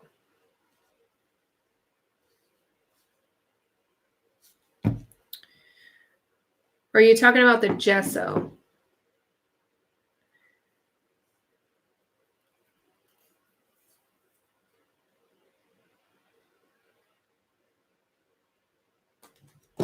Oh, that must be so pretty, Vay. Because the gesso from Prima comes in clear, white, and black.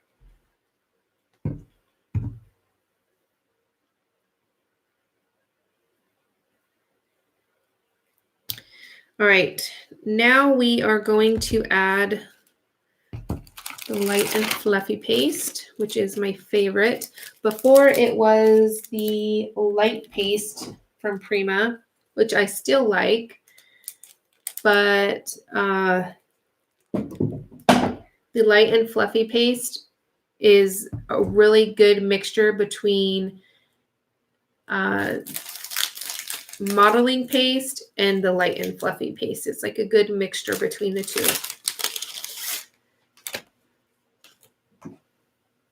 I don't know if I sent that text message.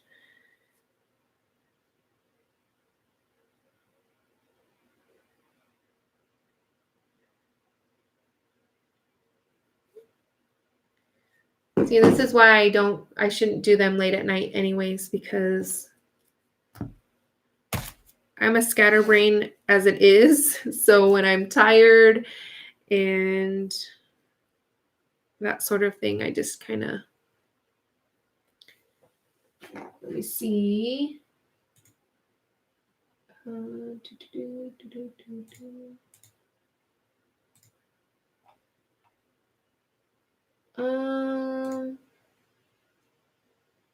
Not sure why your message was retracted. I thought it said something else. Ooh, the light paste. You know what? Let's try that. Light paste.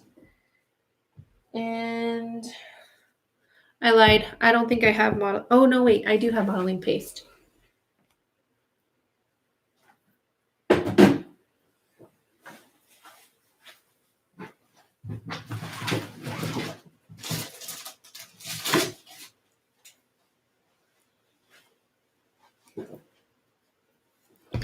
All right, let's try that. Modeling paste and light paste. Maybe. Oh, this one's kind of stuck.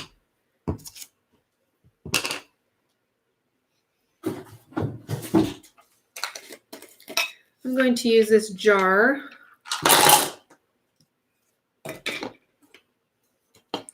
What do you guys think? Half and half? Modeling paste.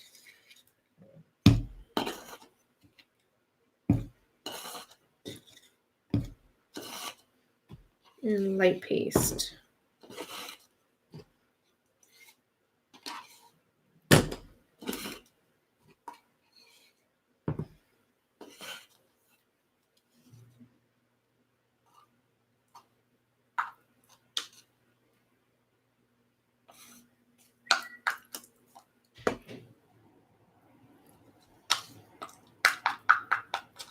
I'm just going to mix that together. So I did half and half. I'm going to see how it turns out.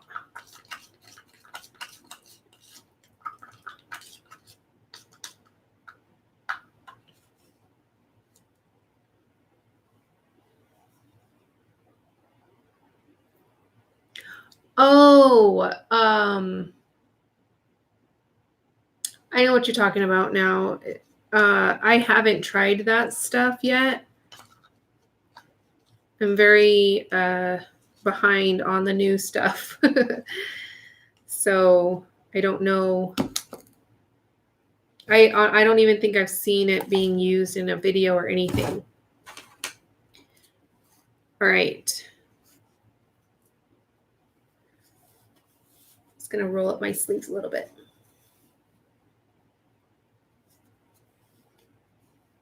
Oh, I thought it said restricted. So I'm like, what is she trying to say? All right. So this is a Crafter's Workshop stencil from Gabrielle, and it's called the Mini Tile. It's one of my favorites. So we're going to use the half light paste and half modeling paste. See how it turns out.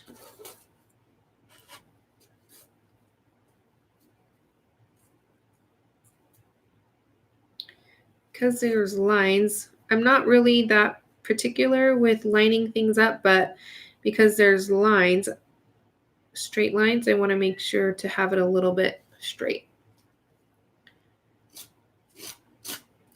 All right, so I want to do more on this side of the tag and then more in the middle here. I'm gonna lift it up and then I'll just hold it up just a tad and get some here first.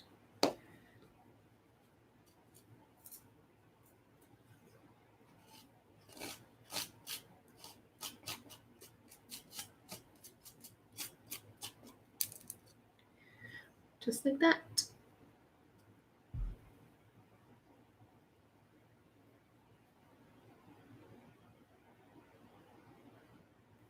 I will try to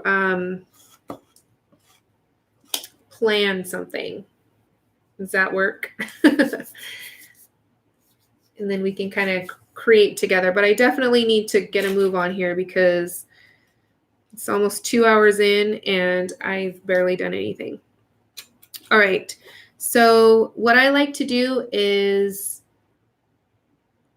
I like to just kind of smooth out the edges because I don't like harsh edges.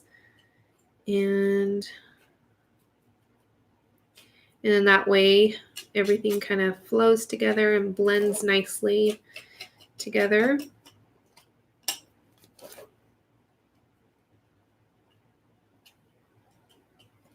I really like the light and fluffy paste because it dries so quick.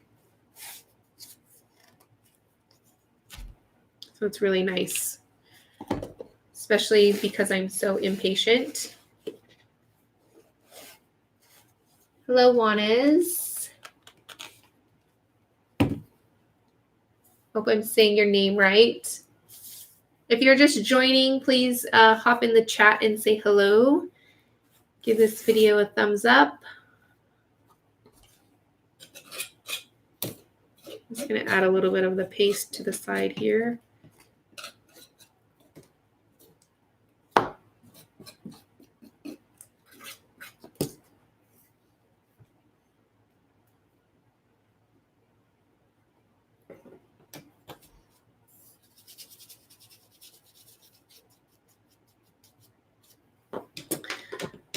Thank you, Vay.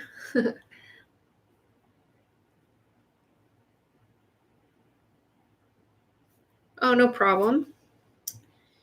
All right. Put this cap back on here.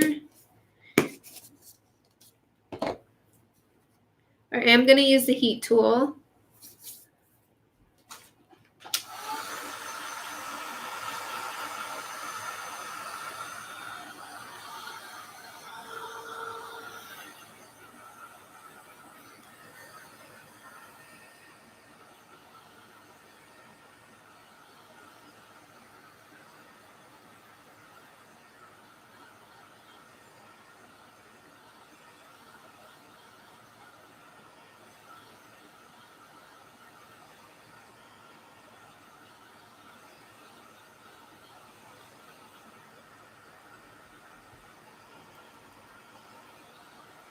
This takes just a minute to dry, I think.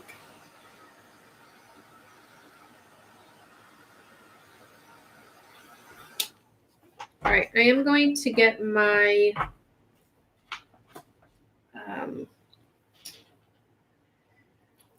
my paints, maybe, if I can remember where I tossed them. There they are.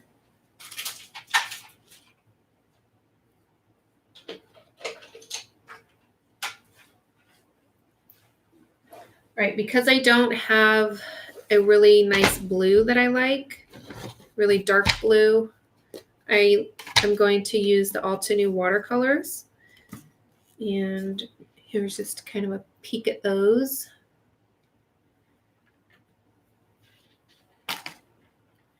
All right, so I'm going to add that. What else we got?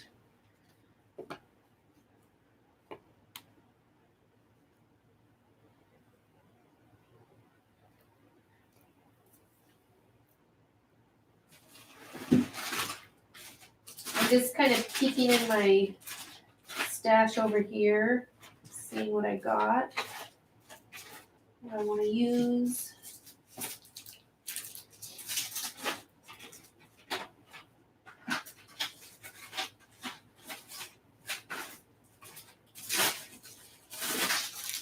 I have some of these embossed already. So these are wood veneer pieces from Altenew. Oh, that was not embossed.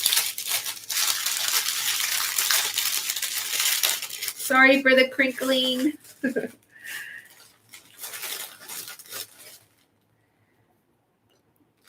So like everything else, I like to do multiples at a time so that I have them. So we'll see if I want to use those.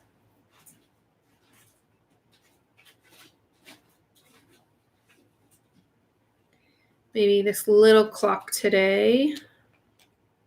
Yeah, I used a bigger one last time.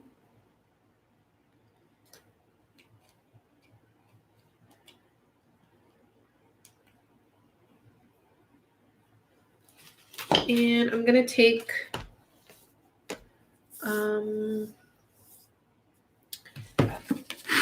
first I'm going to clean off my stencil.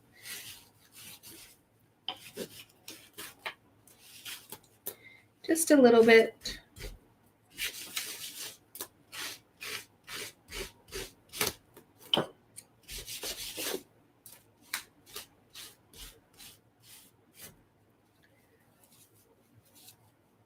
All right, let me move some of this stuff out of the way. It's getting really messy.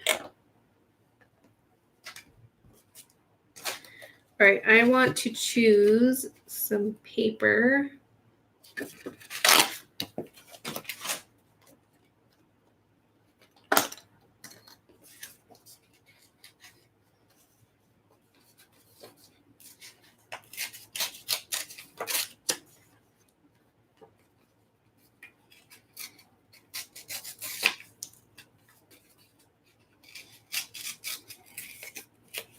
All right, so I'm gonna have, I don't want to cover too much of what I did up, but I want a little bit of the something else in the background, some blue. So I think I'm just gonna add those, and then I'll add the texture paste and stuff on top of that.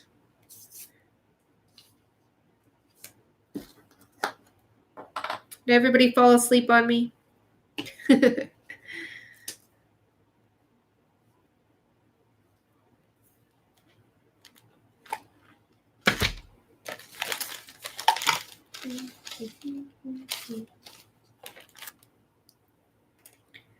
Going to paint this instead of embossing it.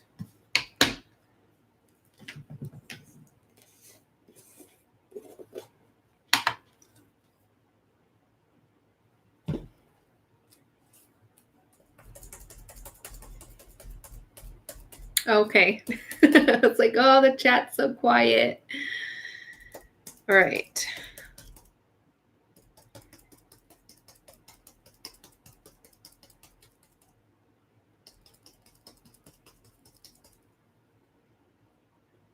So I got that.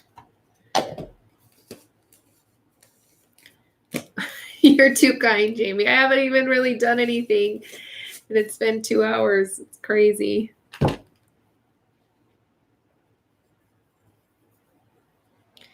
All right. I'm curious to see how the light paste and modeling paste mixture is going to react to the paint. It's going to be interesting, I think. All right, so I'm just going to add a little bit of gesso, which I'm going to add the clear.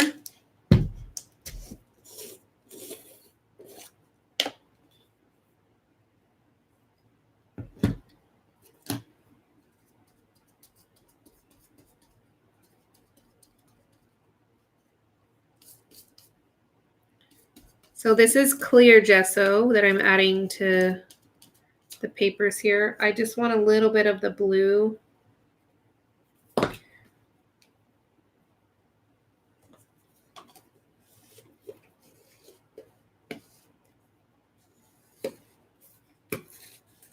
Aw, thank you to your daughter, Emily.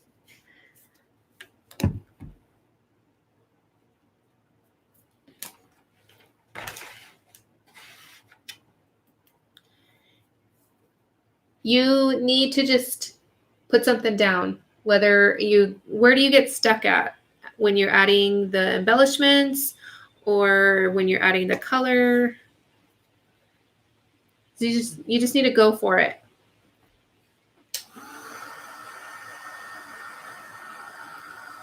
I did have a little bit of white gesso on my paintbrush, so it might not be completely clear. All of it. Okay.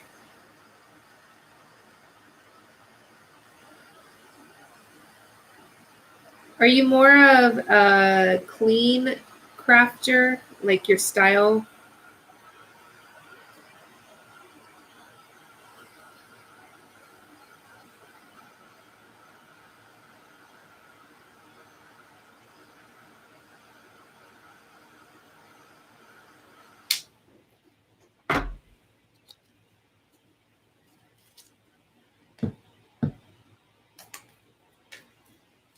All right, I'm going to put these down.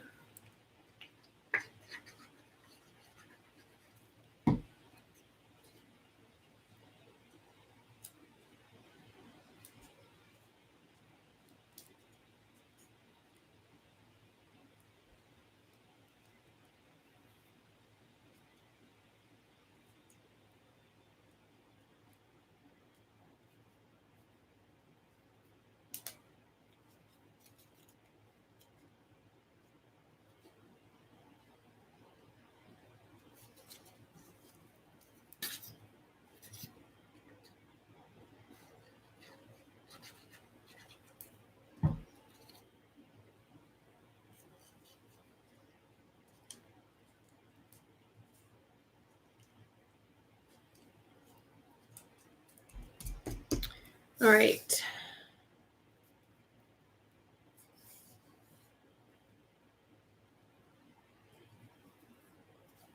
I think I need a little bit more coffee.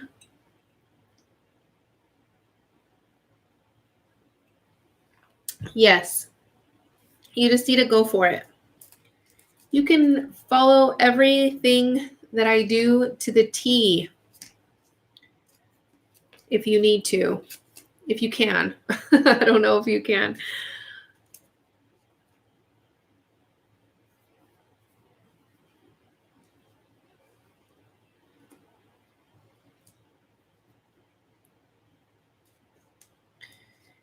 Once you start creating and you get your workflow, it goes so smoothly. So I am going to add a little bit of stamping with a different stamp this time. So the key is layers. So I added lots of different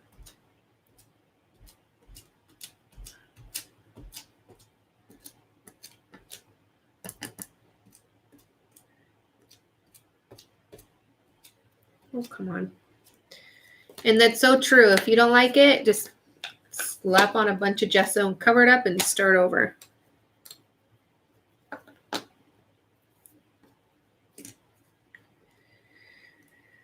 Okay. Trying to think here.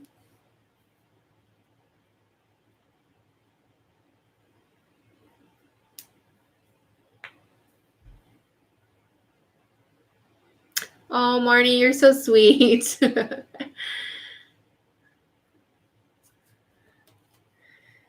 Thank you for watching my videos. Even the old ones that make me cringe.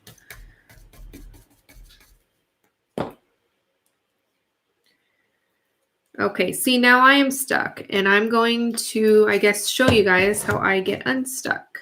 So I just continue to kind of add things here and there. I need something, oh, I do have something metal. And I'm going to need something to...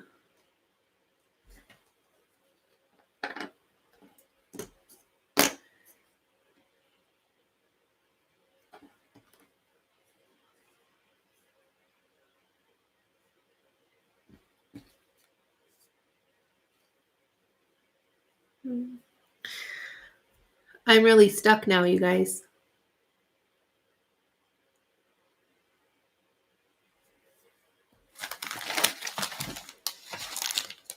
All right, so I have the ephemera, more flowers.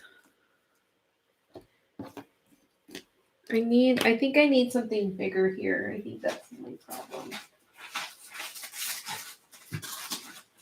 Well, let me see what I got.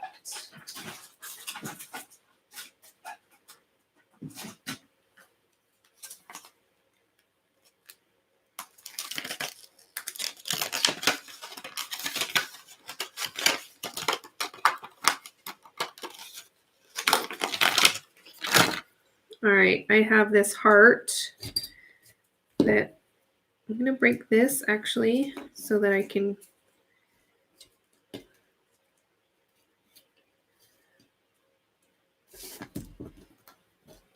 okay. I'm going to add gesso to this, and I'm going to add the white gesso if I can find it. Where did I put it? There it is.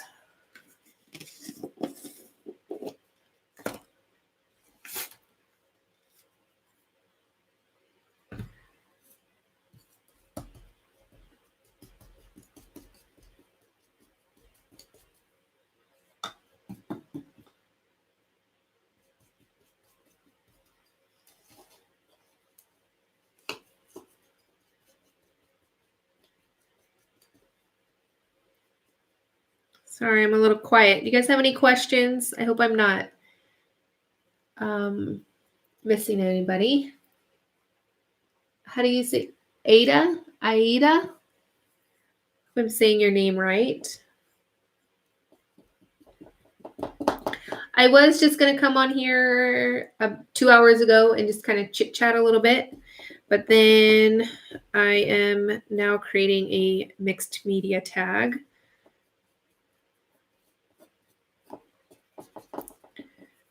And I keep chatting, so I haven't gotten too far yet.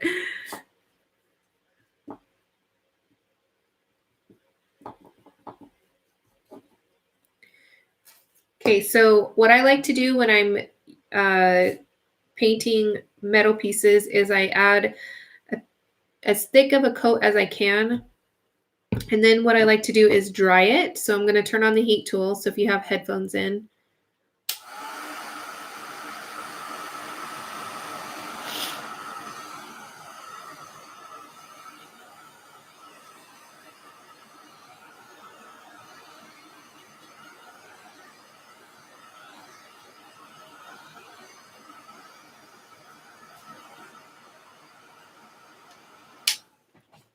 All right, then I'm going to add another coat.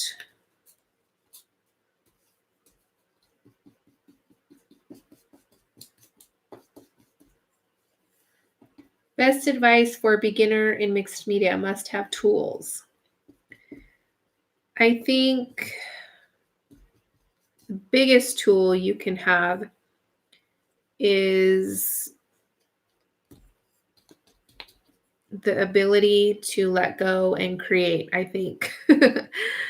Because you can have every single mixed media product out there and still be afraid to create. So, but I think gesso,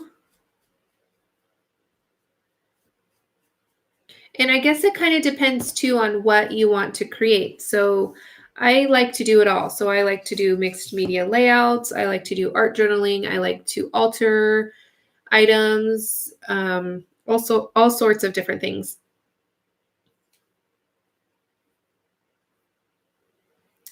So I think it depends on what you want to do. So if you're talking about a project like this, I think, because I do have videos on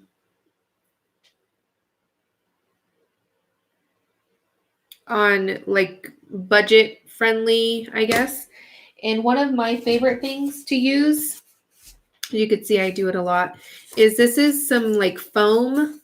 I think I got it in maybe like an electronic box or something, to where it needed more padding, and it has lots of cool texture on it. So you need some sort of ink, which if you're doing mixed media, you want something like Stazon ink, and then you can stamp with it and create lots of different texture. So you definitely need gesso, which I would suggest white gesso to begin with, I think. And then you can use, I have all kinds of stuff that I use here. The bubble wrap. Oh yeah, bubble wrap. Jamie just says bubble wrap. You can use caps. So if you have like a cap that you can use, you can dip it in the paint and just kind of pounce it around. All sorts of different things you can use that you don't have to go out and spend a ton of money on different products. And then like things like this, you can find stuff around the house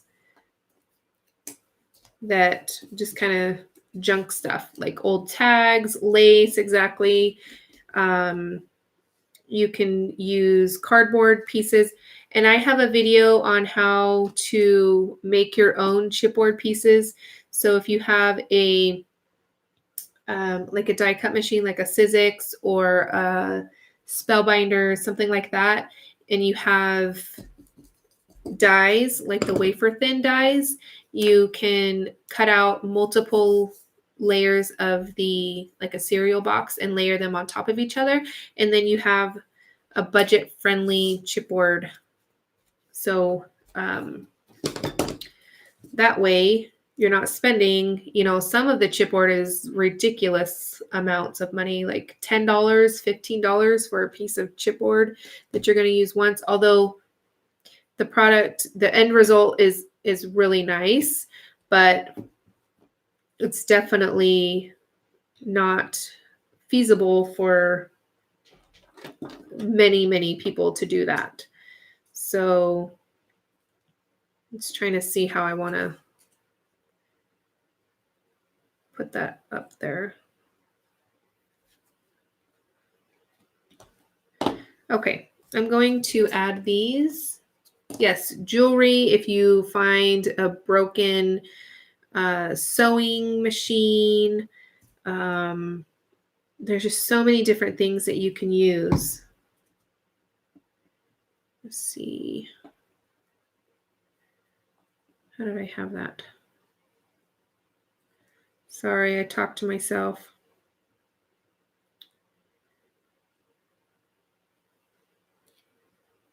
All right. Computer parts. I use computer parts all the time.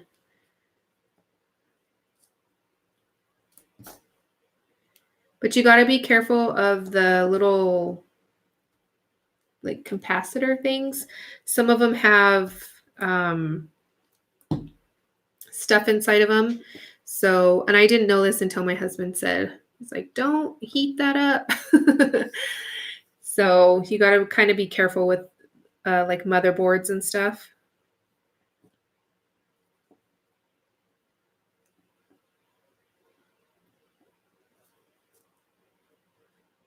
All right, we're getting somewhere, I think. All right.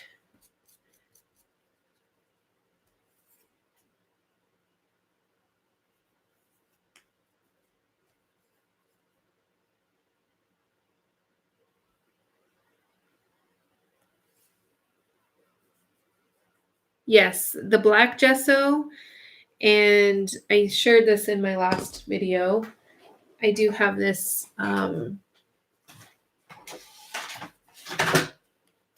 this one here. So this is a example of black gesso with the wax from Prima.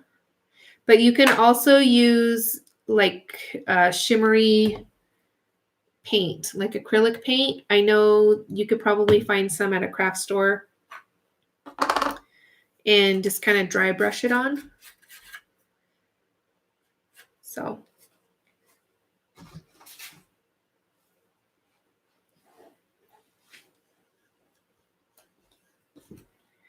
all right, finally getting somewhere here.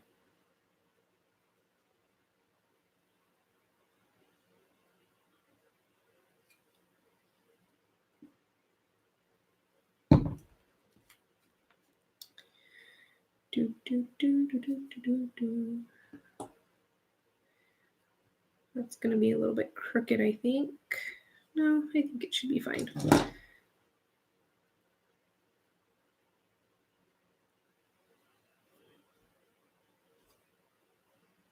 See, and then I just kind of play around, and I like to use the Fabri-tac because then I can really play around with placement and where I want things. Let's see, where is my string?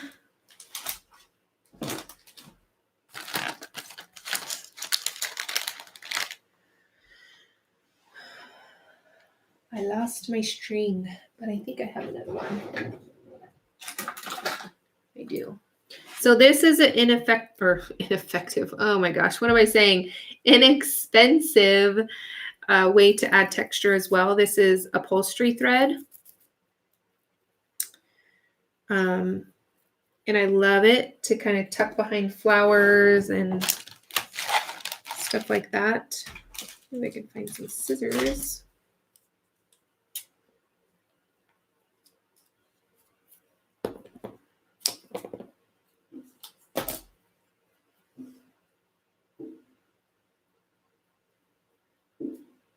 Oh, I think someone's lighting off fireworks. Sounds like.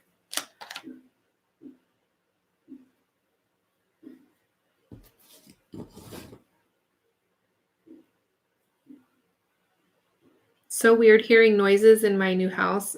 If you don't know, we just bought a house, and before we lived down a dirt road. So a lot of times we would hear dirt bikes and four-wheelers and people with their horses and things like that. And here, I rarely hear anything. It's crazy. It kind of weirded me out the first week or so that we were in this house. It was just too quiet. But when we moved from San Diego to out here, it was kind of the same thing. Even with those noises, it was like, because we lived in an apartment, and, you know, cars and babies and all kinds of noises. And so when we moved out here, it was so quiet.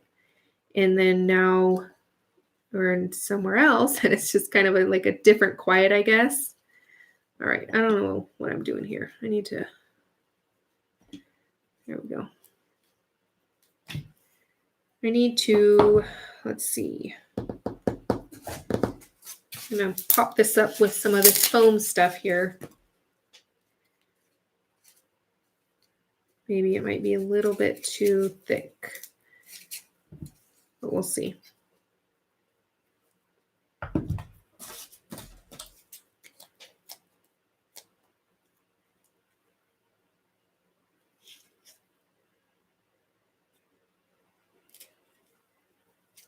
Aw, thank you, Jamie. Right.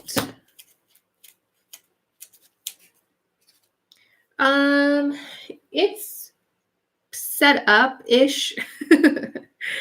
Messy. I am, now that I think that I am going to be creating, I can find where I want things, because I need things in certain places for my workflow. So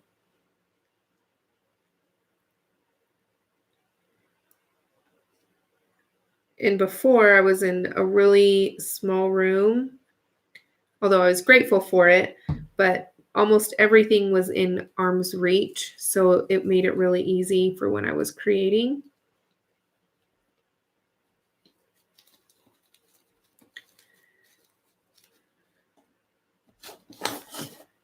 All right, I'm going to distress the top of this. It's too straight for me.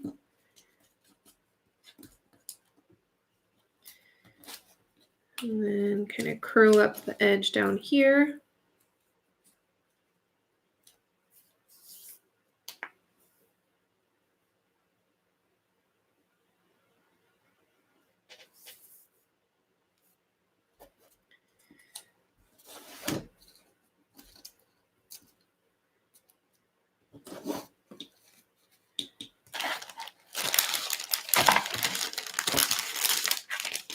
Using a lot of the same things that I did the other night.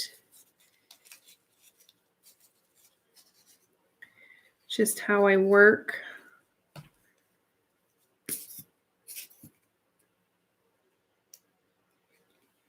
I think I need a little bit more upholstery thread. Tell me I lost it. I'm going to be so mad if I lost my other one. There it is.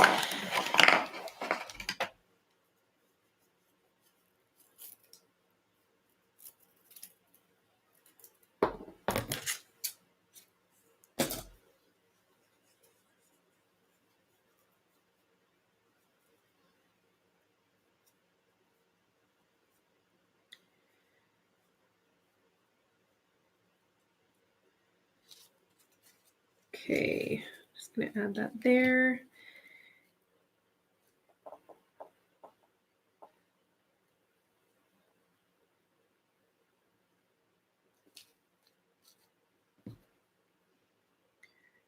I need let's see.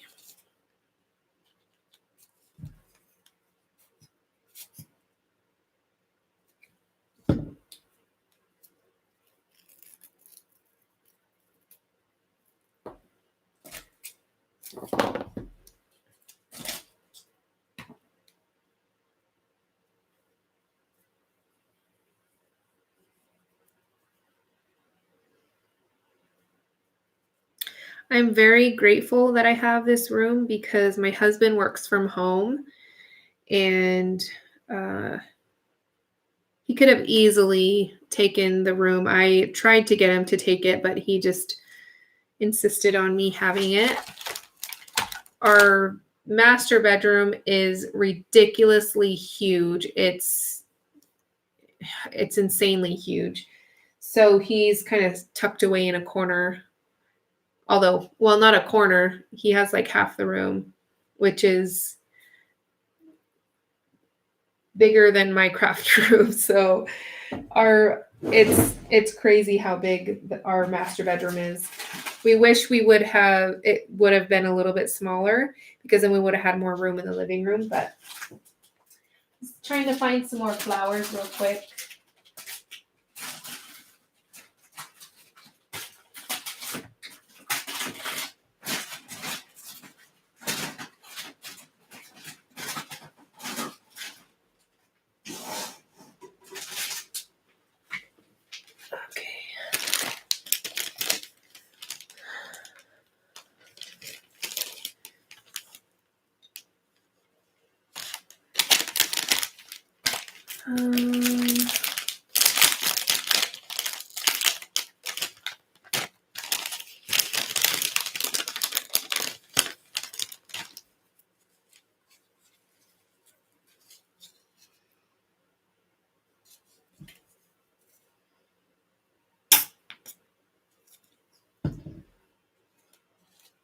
It's funny because I think my husband didn't want me in the bedroom anymore. Well, when we lived in an apartment in San Diego, I was had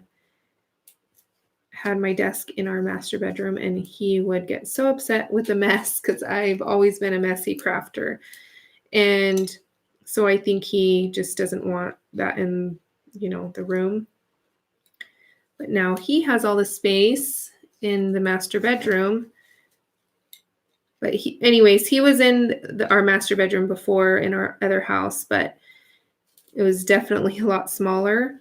And but now I'm complaining about all his wires and USB cables and all kinds of stuff everywhere. So I'm like, are you sure you don't want to have the room? But he insists that I keep it, so which is really nice. I really appreciate that.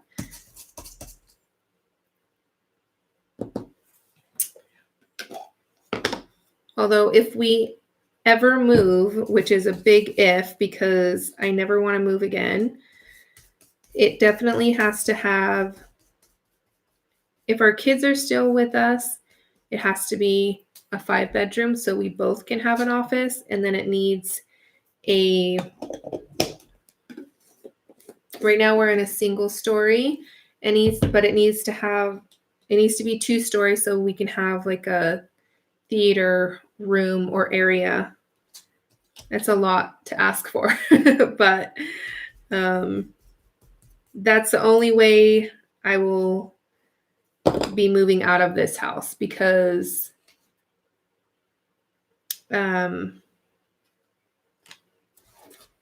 I love this house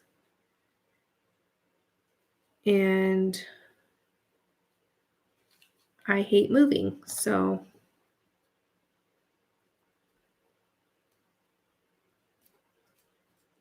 this morning I woke up and I walked out of the master bedroom and I just kind of soaked it all in, I guess.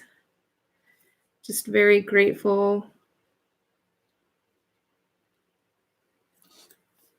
for the life that I have. I have a beautiful home and a beautiful family.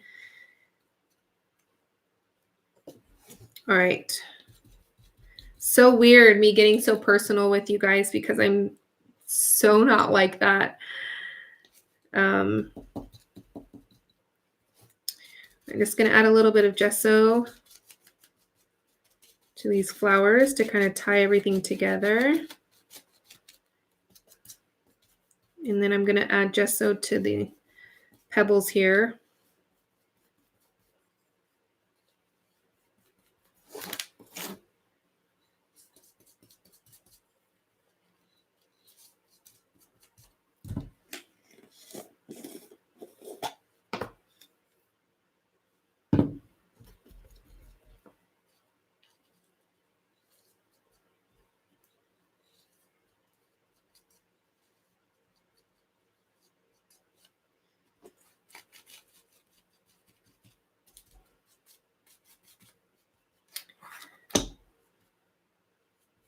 All right.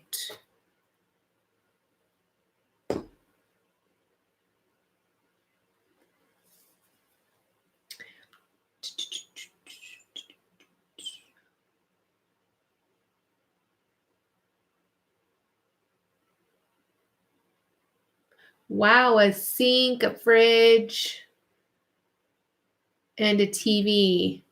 That's nice.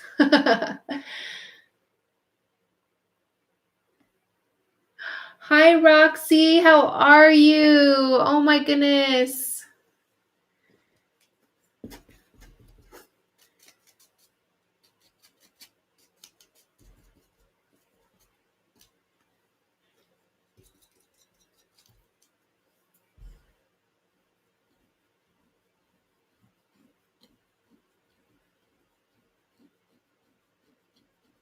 I'm good.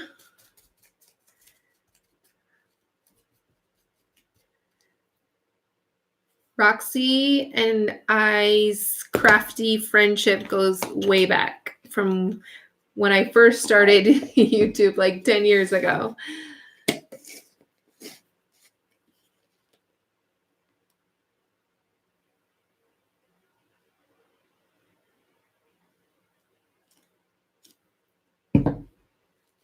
All right. We're getting somewhere. And I think I'm trying to think here what I want to do.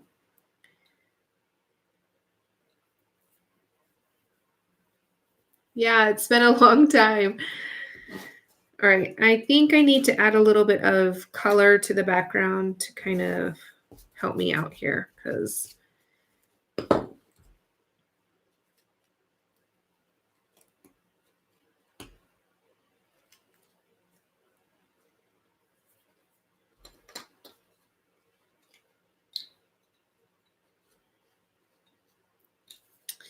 I wish I had more of those flowers.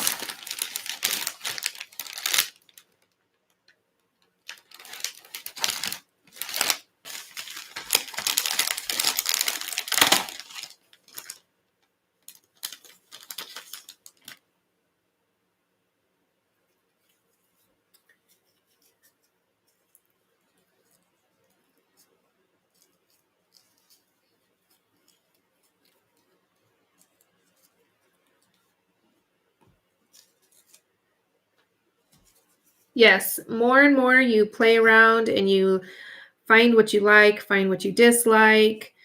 And you got to try not to compare yourself with other people, which I know is hard. And because I admire people's work, but it's hard. I know it's hard to say, like, oh, I don't like it because it doesn't look like, that or something. I hope that makes sense because I think we're all inspired by somebody, which is totally fine. But we shouldn't be discouraged if something to ourselves doesn't look like how we want it exactly, if that makes sense. Because we're our worst critics, I think, with anything in life. So really shouldn't be so hard on ourselves, I think.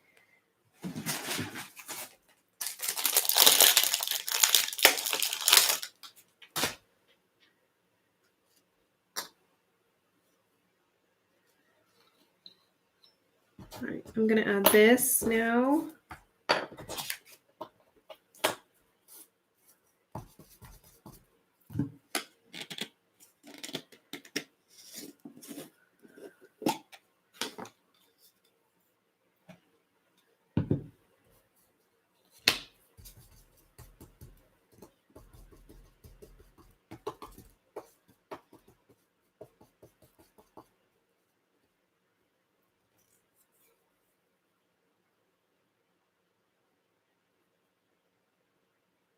Oh, thank you, Jamie.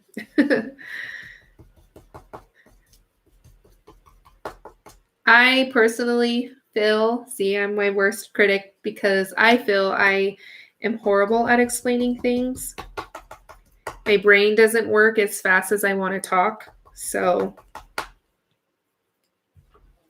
All right, I'm gonna turn on the heat tool, just warning you. And I'm not showing it, but I'm just painting a metal piece here.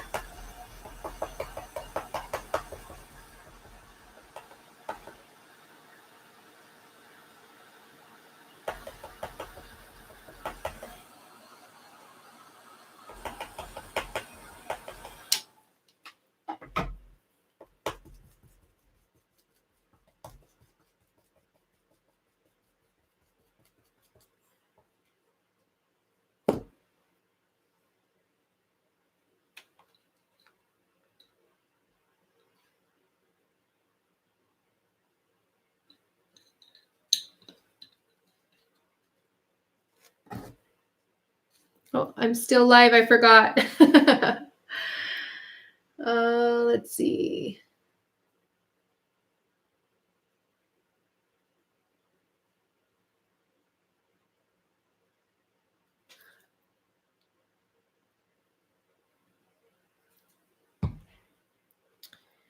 Let's see. Put this here.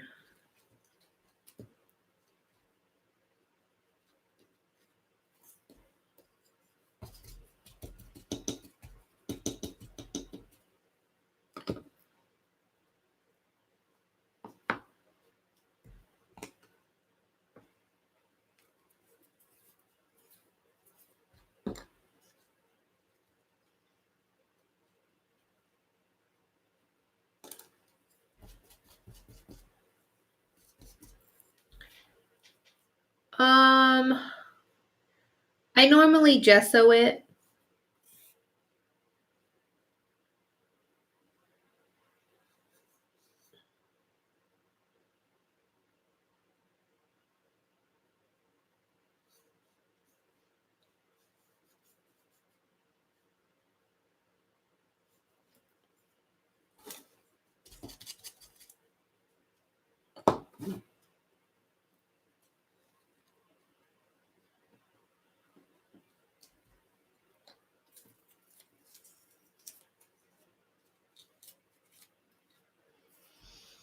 I feel like it's missing something.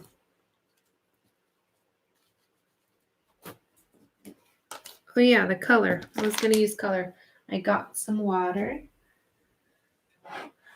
Hopefully I don't spill it anywhere. I'm going to put it up here.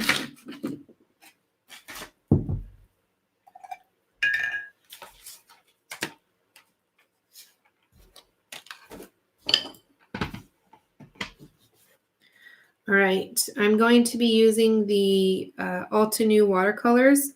I'm going to be using this color here. It's called Desert Night.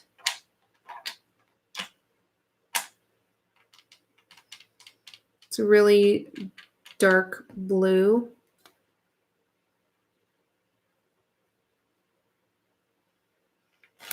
So I'm going to do first, I'm going to add a little bit of water where I'm going to put the watercolor.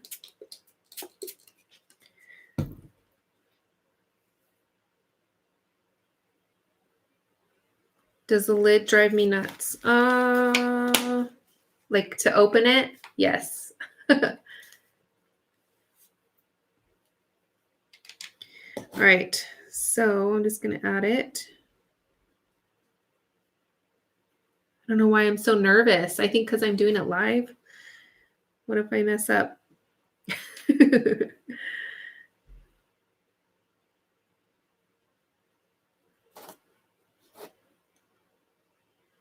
And remember, I added gesso to everything.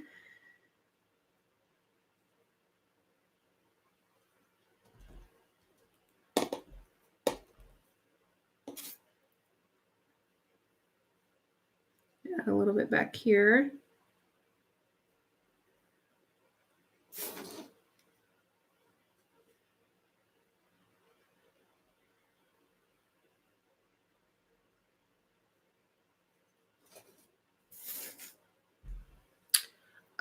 This brush is a 24 round.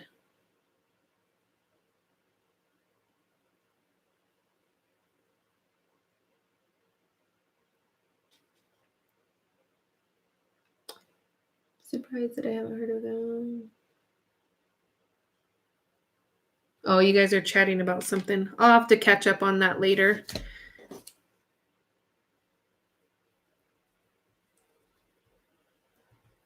Add a little bit of water.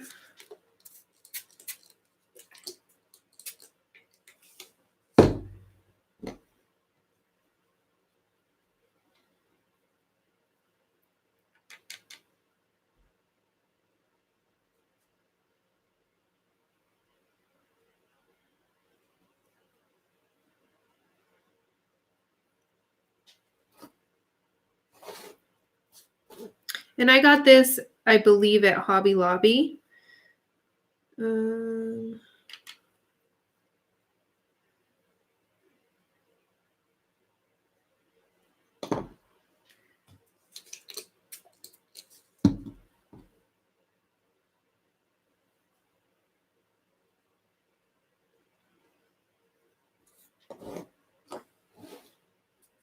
going to tilt this down a little bit.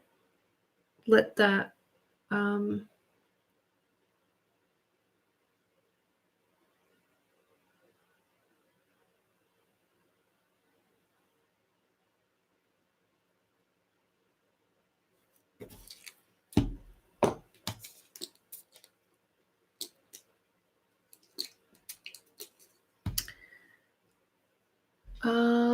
pearlized water.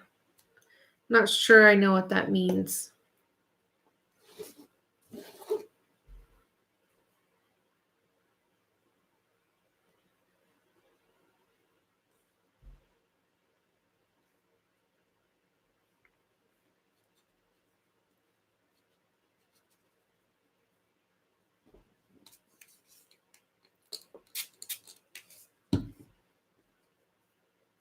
Oh, shimmer. Yes.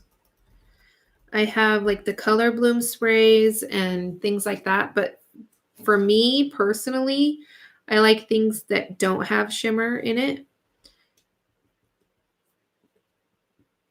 A lot of times. Sometimes, you know, you got to add it. You got to add it, but I like things like matte and flat.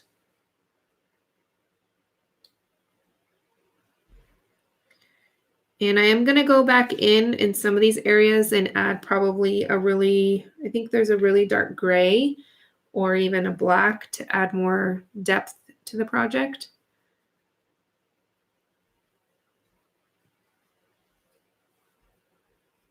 This is turning out, oh no, it's different. I used different colors last time. I was going to say it's turning out just like this.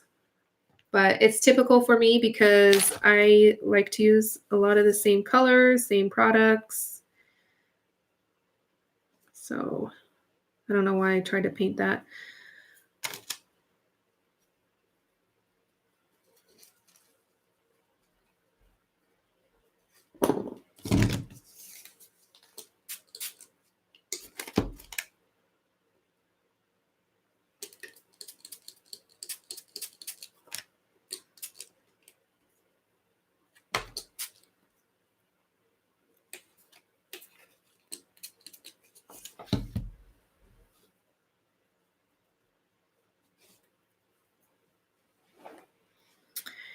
It's getting there, I think, and thank you so much.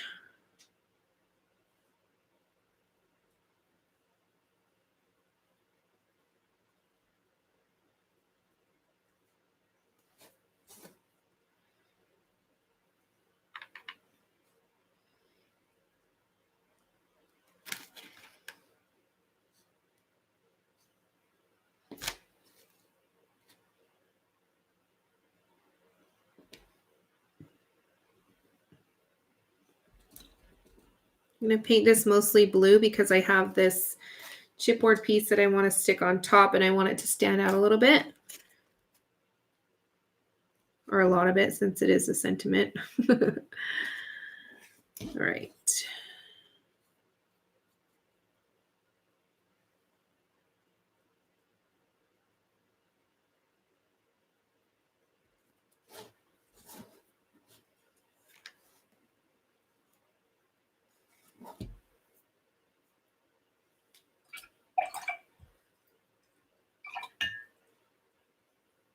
All right. Any questions? I think that's the gray. Yes. So the gray I'm using is Moon Rock. And I'll probably add a little bit of black in there as well.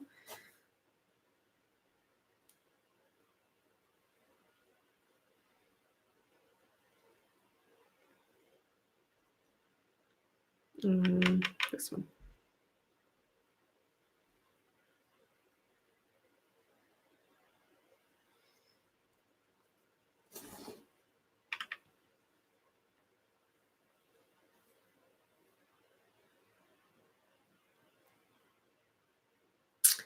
I think I'm going to try to plan the next one. These have been kind of just on a whim.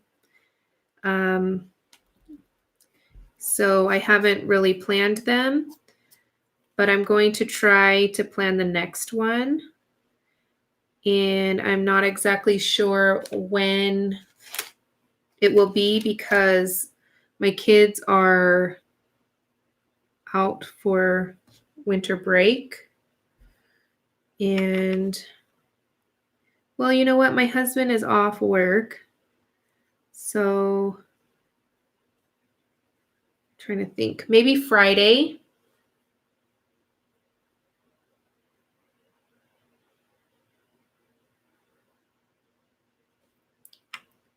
Yes, hit that notification bell. Thanks, Roxy. Are you still doing videos? I am not on YouTube very much watching. So, but I want to say if you're just joining, if you do have a YouTube channel or make videos or share your creativity online,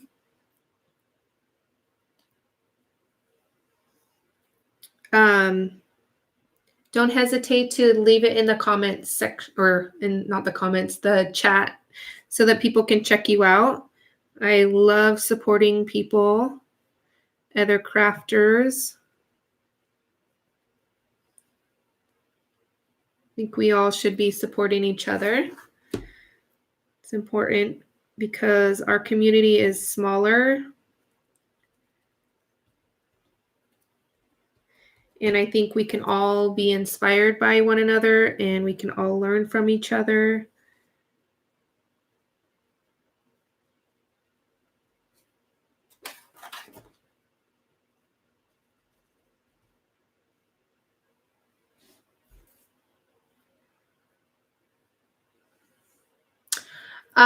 If I do end up deciding that I'm going to do one, I will make it, I think you could make it like an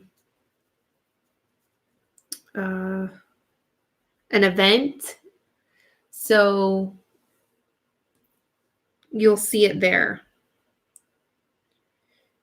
And I'm thinking probably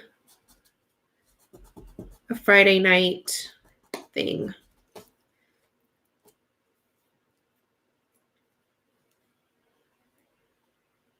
So you're still creating just different things, Roxy.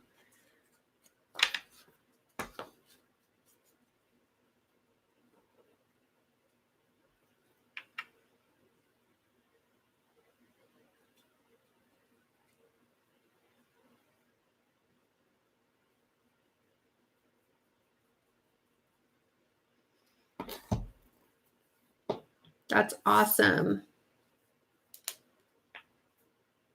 Oh, Roxy, you're so sweet. Yes, everybody hit that like button. I cannot believe that I've been live for 3 hours and am barely at this point on this tag. It's crazy.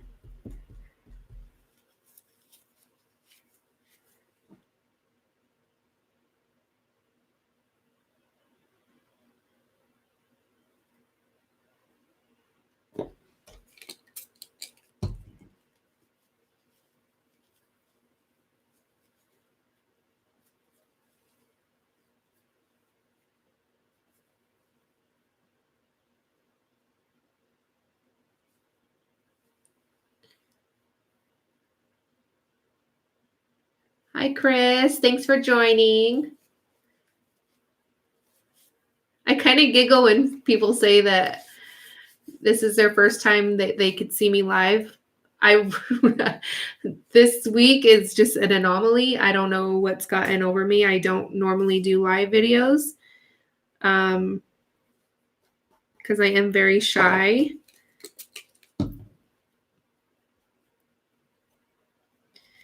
But I have been enjoying it, so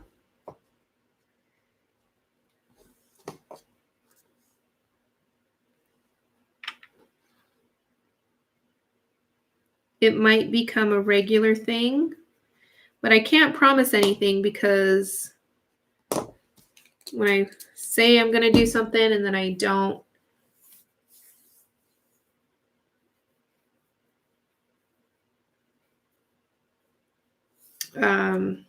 I feel bad. But, you know, life is just, it's life. So it kind of gets in the way, I guess.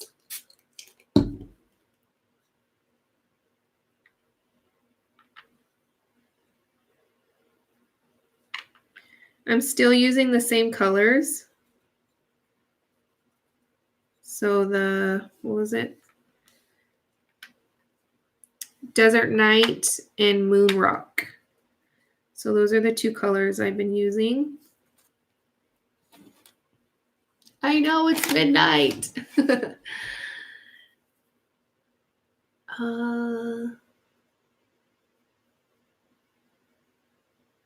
Let's see. I did not go to school for art. I actually, growing up, like in middle school and well, a lot of places it's called junior high. And high school, I loved art. Being in art, I always chose it for one of my elective classes. And I almost failed almost every single year. So this is just a different kind of art, I guess.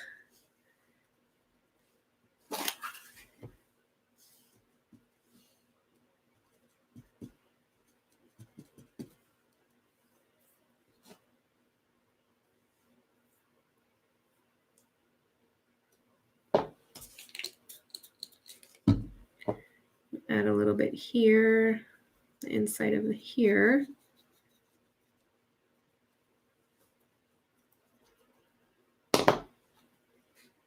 And remember, well, if you have been here a lot of the time for this live stream, you'll remember that I added a little bit of gesso here and there, like just kind of on the raised areas on the clay.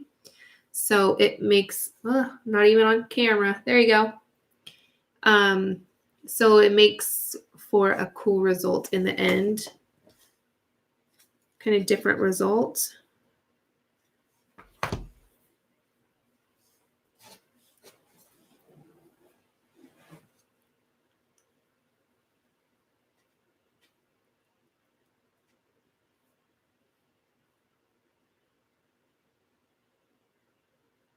Oh, thank you, Chris.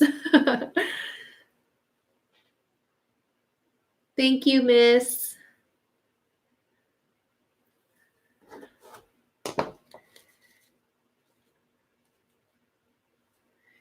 I'm trying to get there.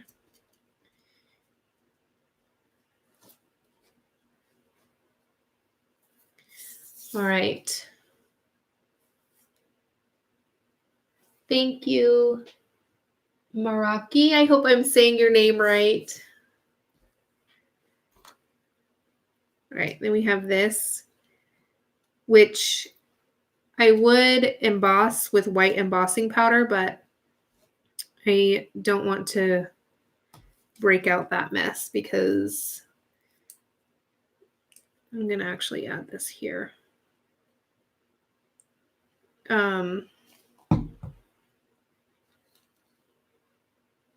Well, to be honest, I think I'm just being lazy. So I painted it with white gesso.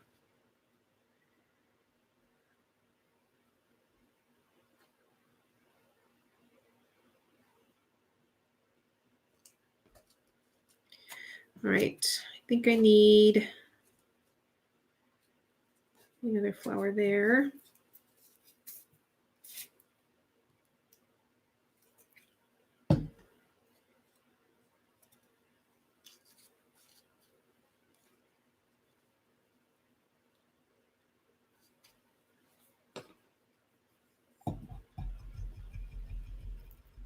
I forgot I needed to clean off my paintbrush.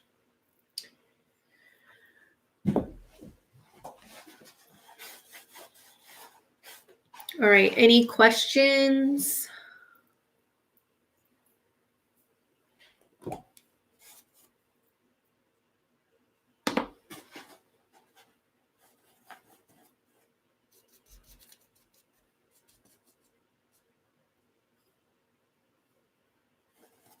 Thank you guys for joining.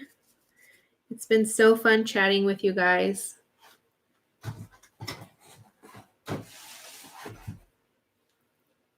All right, question.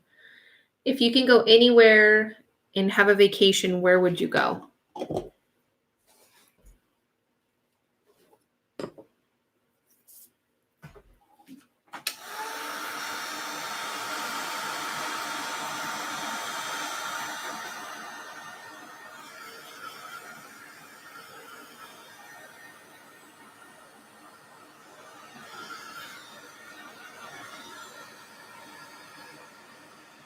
Just gonna dry all of this paint and water.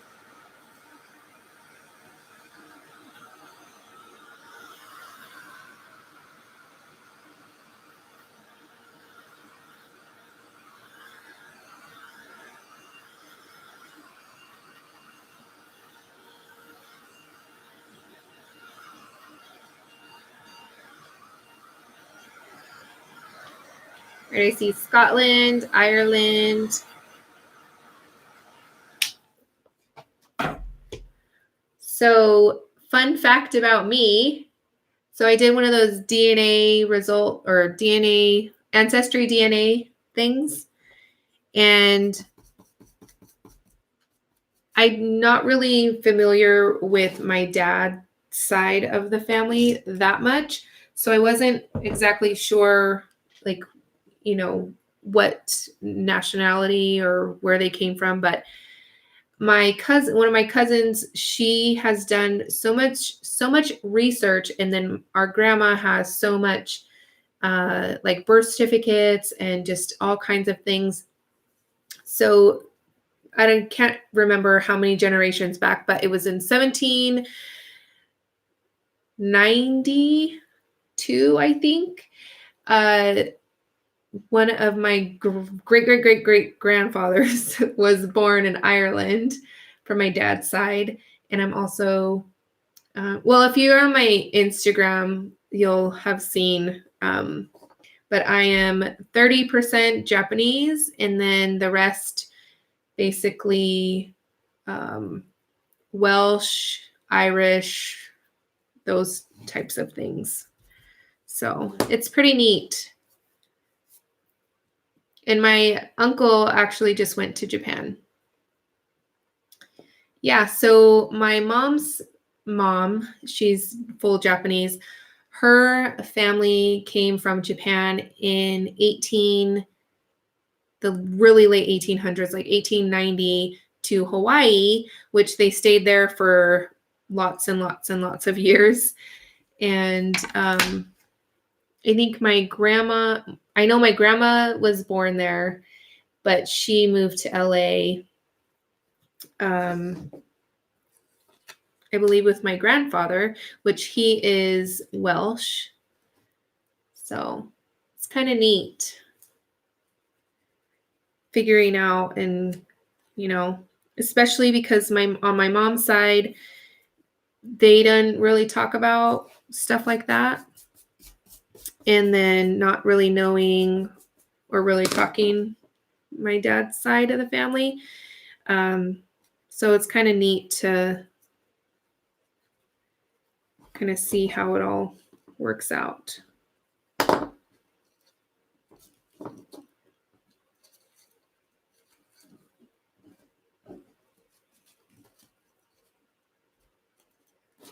All right.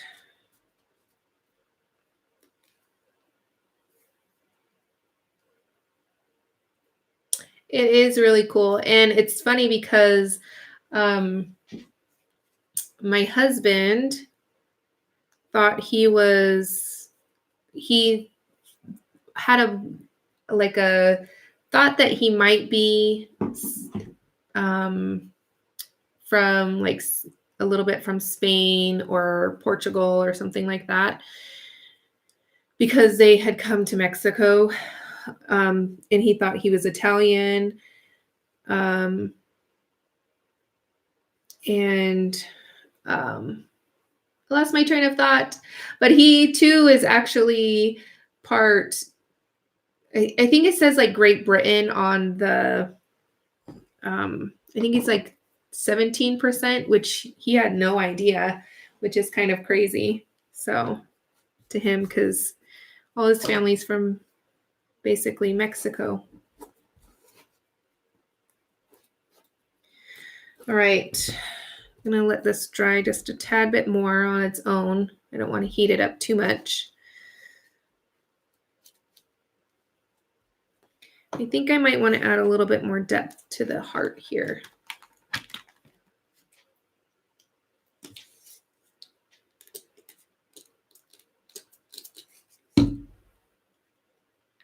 Add a little bit more gray. Oh, I did black. Darn it. That's okay.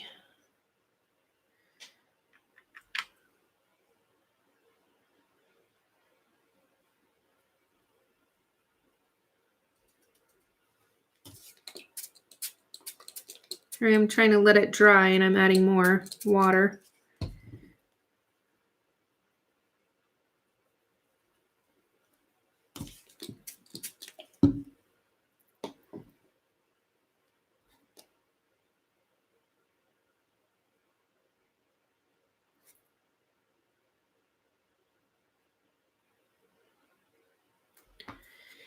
And I found out actually by talking to my mom, or actually my mom talked to my uncle, and my uncle had talked to somebody, I don't know who, but my grandfather on my mom's side was, they were really poor growing up. And he was actually put up in an orphanage. So he lived in an orphanage for a long time.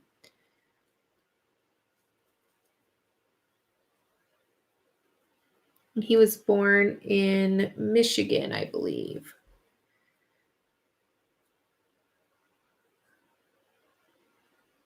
And he ended up being joining the Air Force, which I obviously knew. And then he retired from the Air Force. He's a master sergeant, and he was actually doing, I don't know how, what it is, but he was special intelligence. So he worked in Russia and Japan and Germany and all sorts of places. My mom was actually almost born in Germany. So it's actually really interesting to find out. And then you kind of get your family talking, and, some people are really into it and already know a lot of things, and their family knows, but we just didn't really talk about it. Well, my mom's family, and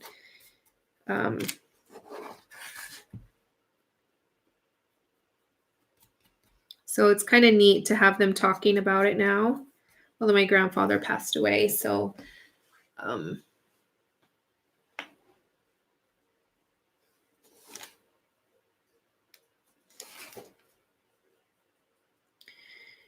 yeah, it's really neat talking to my great grandma. She's going to be 100, actually. My great great grandma, I think. my great grandma on my dad's side. Anyway, she was telling me stories. My son had done a project to talk to your oldest living relative. And she was telling me stories when she was growing up. They would walk to school. It was during the Great Depression time. And they were so poor that they would have to take fruit from other people's trees. And that was kind of their meal for the day, I guess.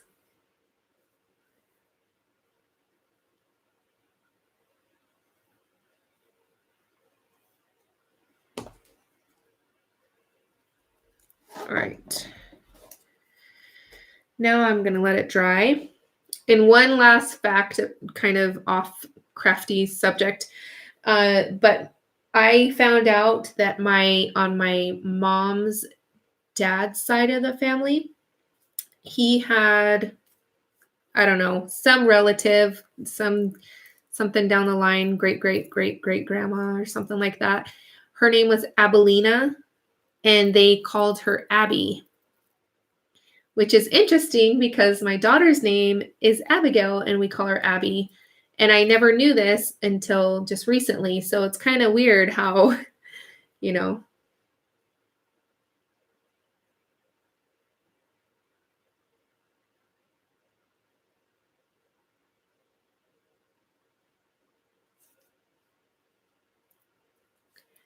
In clear plastic butterflies.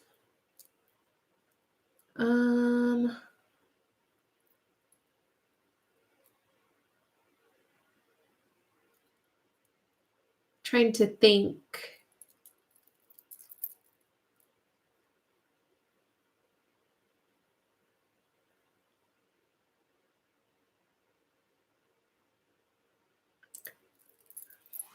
Let me see. Are you talking about these? Let me see if I can find them.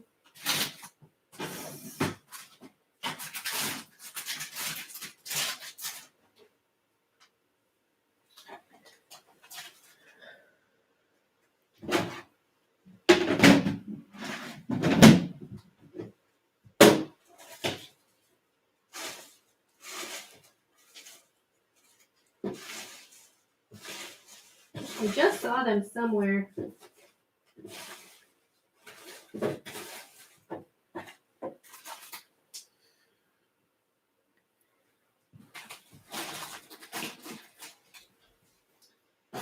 Let's see if I can hunt them down.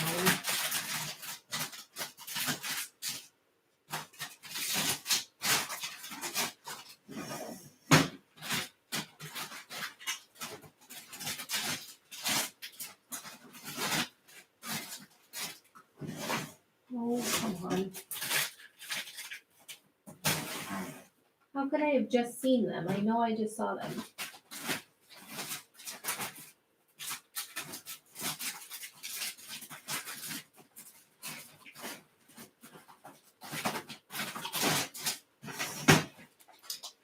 Oh, boo.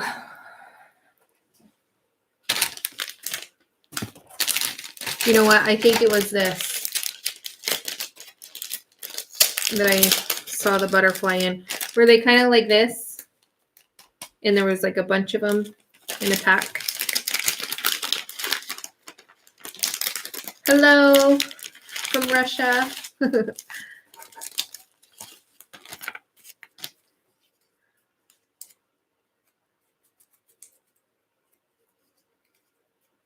I lost a lot of people when I was talking about my family history, but that's okay.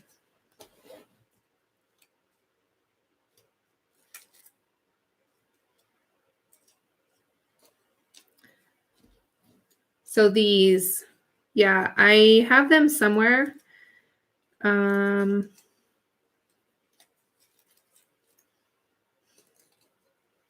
can use them in a future video.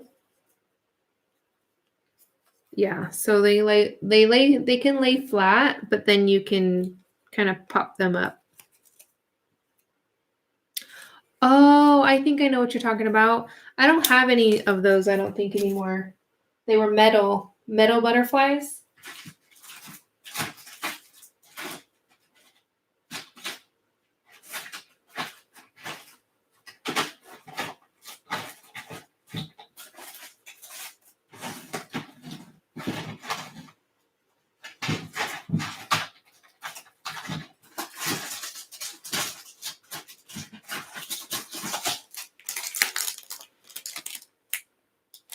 Were they in a package like this?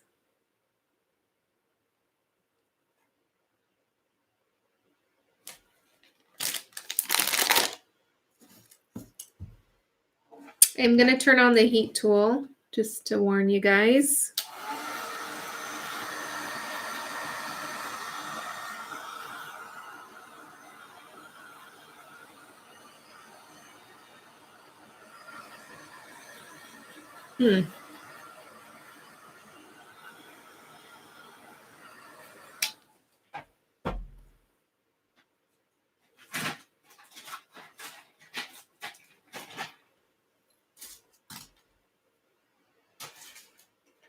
Were they like these ones?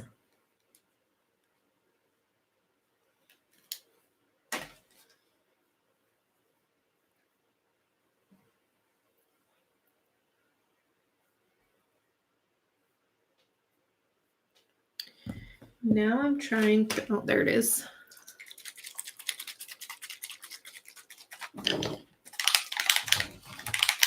I'll have to go and look and see.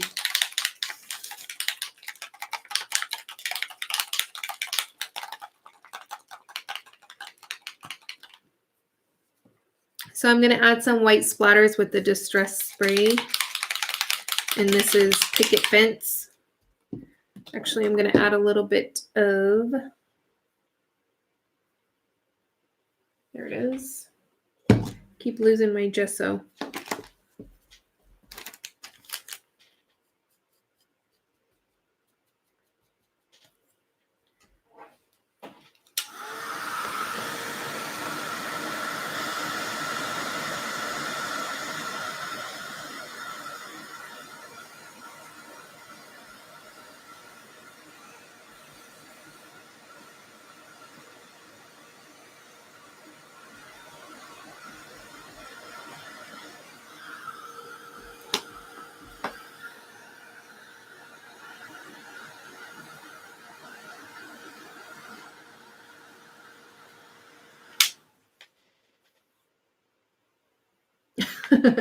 I know, I'm going to be so curious now to know which one she's talking about.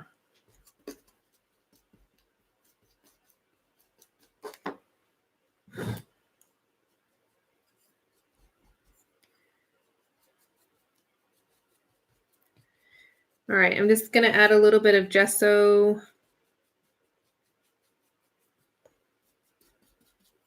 to where the color meets the blank, the white space. And then that way everything kind of blends together a little bit better.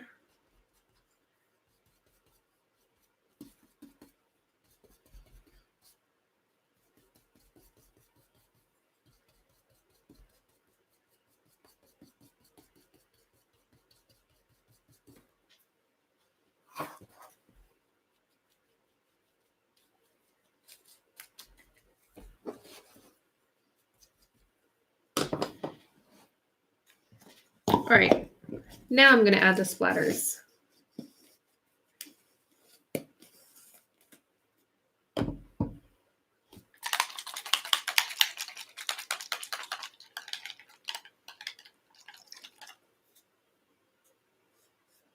But you said they were kind of like this, because I do have packages of these. Oh, I know where I saw them.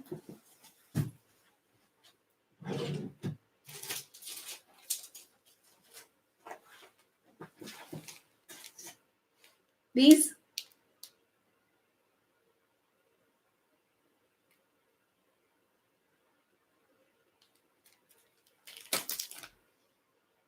Yes. So these are from the Lavender collection, I believe.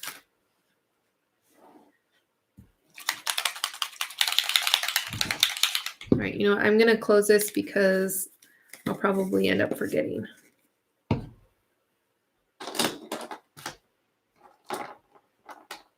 just going to flip all these clay pieces over. All right, sorry for that.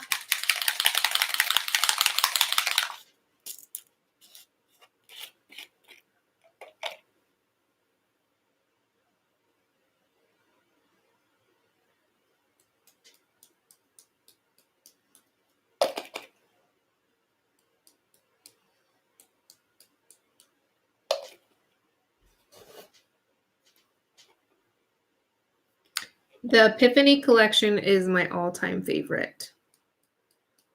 Next to the Georgia Blues. And there's something about the blue that just so pretty.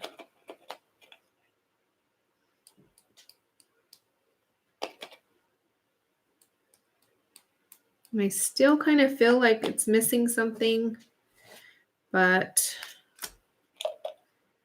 I'm just gonna go with it.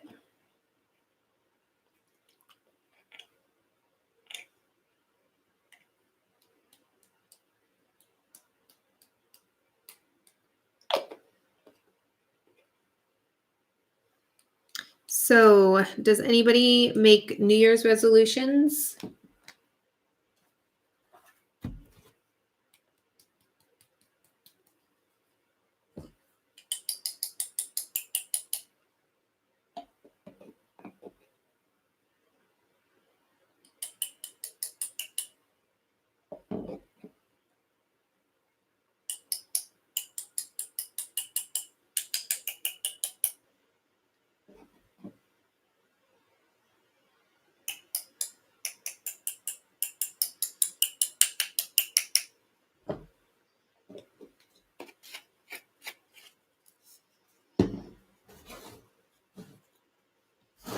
Right, this is gonna bug me because it's crooked. Only because it kind of lines up on the side here. So, do more crafty stuff.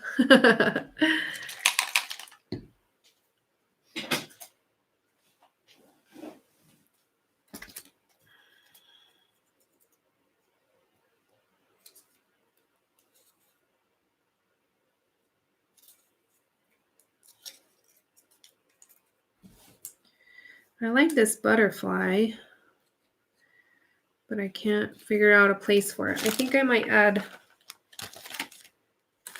another flower. And these little small blue ones again, somewhere.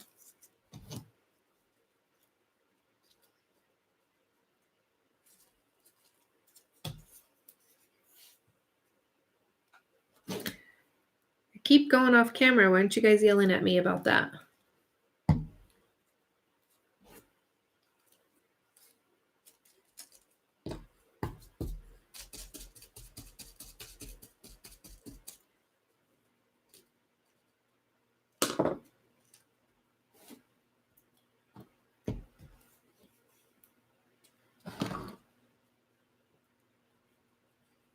And just a little bit of glue there because it's coming up.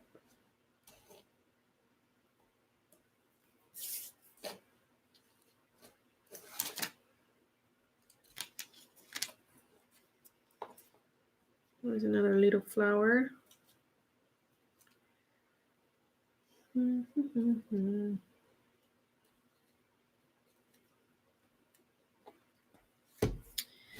think that's good.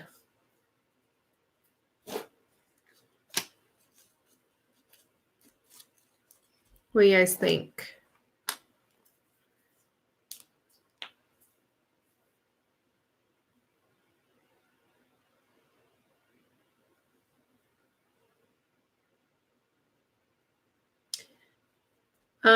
I will probably put this up on my shelf for a little bit and then put it in a box.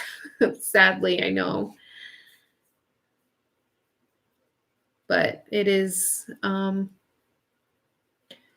think I am not worried about where it's going to end up because I love creating no matter what.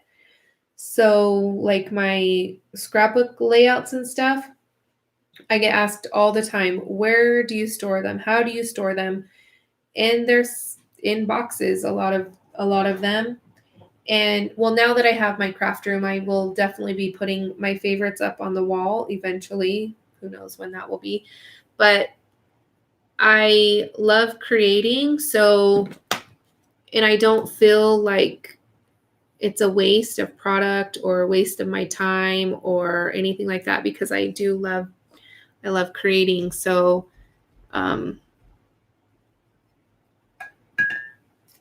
yeah, I did used to sell a lot of my finished projects on Etsy or sometimes on eBay. A lot of like when I used to do mini albums a lot.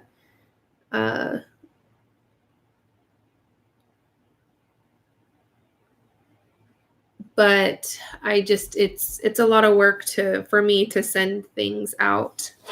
I'm really lazy at that. So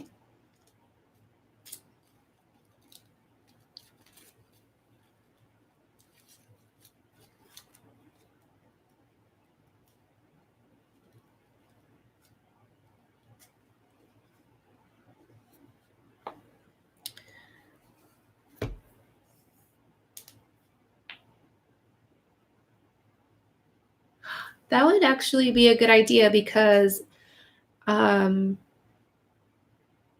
my son was telling me the other day. So for a long time, we've had our tree up for a long time. And the other day we were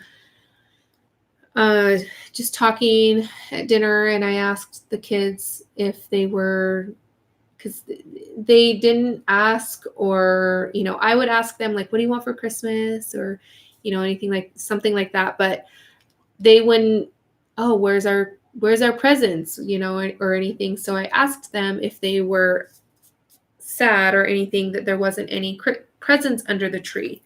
And my son, of course, says no. And he says that he doesn't care if he got anything for Christmas as long as homeless people got something for Christmas. So it just really warmed my heart. So we got to talking a little bit more, and we're actually going to start saving to do for next year to do like little packages of like deodorant, toothpaste, that sort of thing, and give them out to the homeless people. It's always kind of iffy, especially in Vegas, because nowadays you're getting ticketed for feeding the homeless. I don't know anywhere else, but it's crazy. I understand, like but like, how can you give people less when they already don't have anything? Like, sometimes for some people that's like their only meal for a week. And there is people out there that are scamming people, which is sad, but there is people out there that are genuinely just down on their luck and can't get a leg up to get back on their feet. So anyways, yeah, he really is like the sweetest kid ever.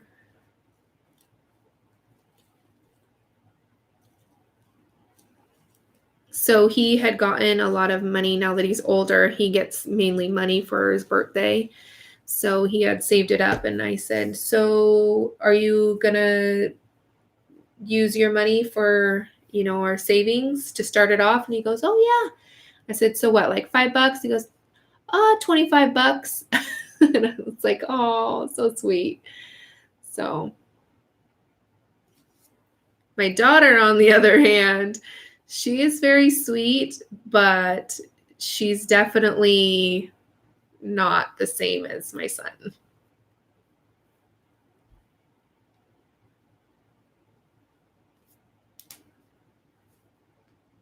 Yeah, so that's kind of what we want to do is I'm thinking maybe getting like a backpack and putting, I don't know how much, depending on, how much we save and all that kind of thing and what the laws are, then we might end up donating them maybe to a homeless shelter or something. Not too sure, but that's the plan.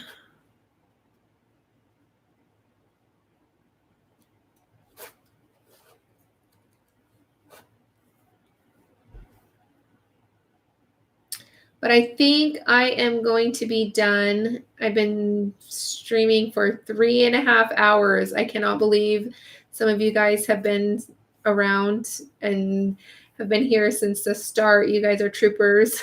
Thank you so much. Really appreciate it.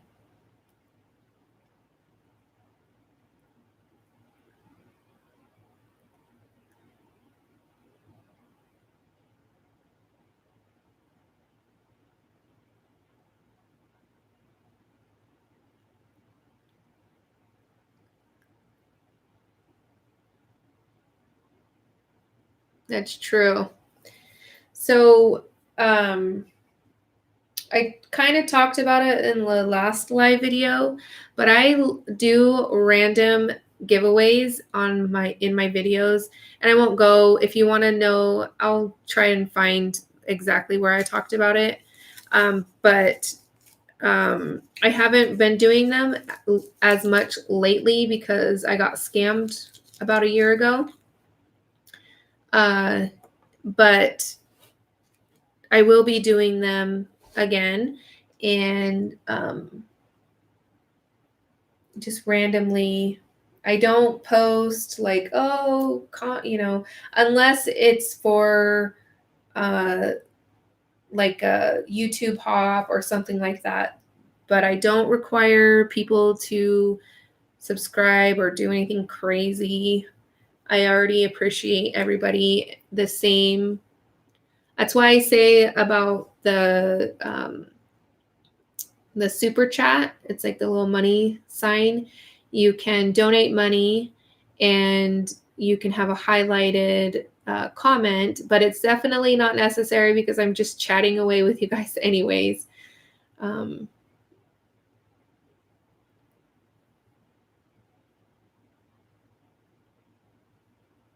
Yes, so plan on Friday. It is half the fun, although I think it's not as fun for the people watching it later, maybe. I don't know.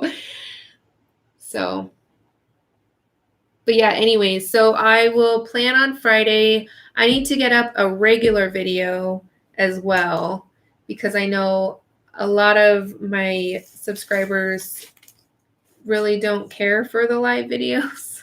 So, and that's okay. They like more of the get to the point, get it done, show me what you do kind of thing. And I am going to try to do something where I have 2 mounts on my wall and then I can record it as I'm live streaming and then I can edit the video. And then kind of have 2. That is true. That's like I got a comment today on, I think it was one of my resin pours. Less gabbing and more work.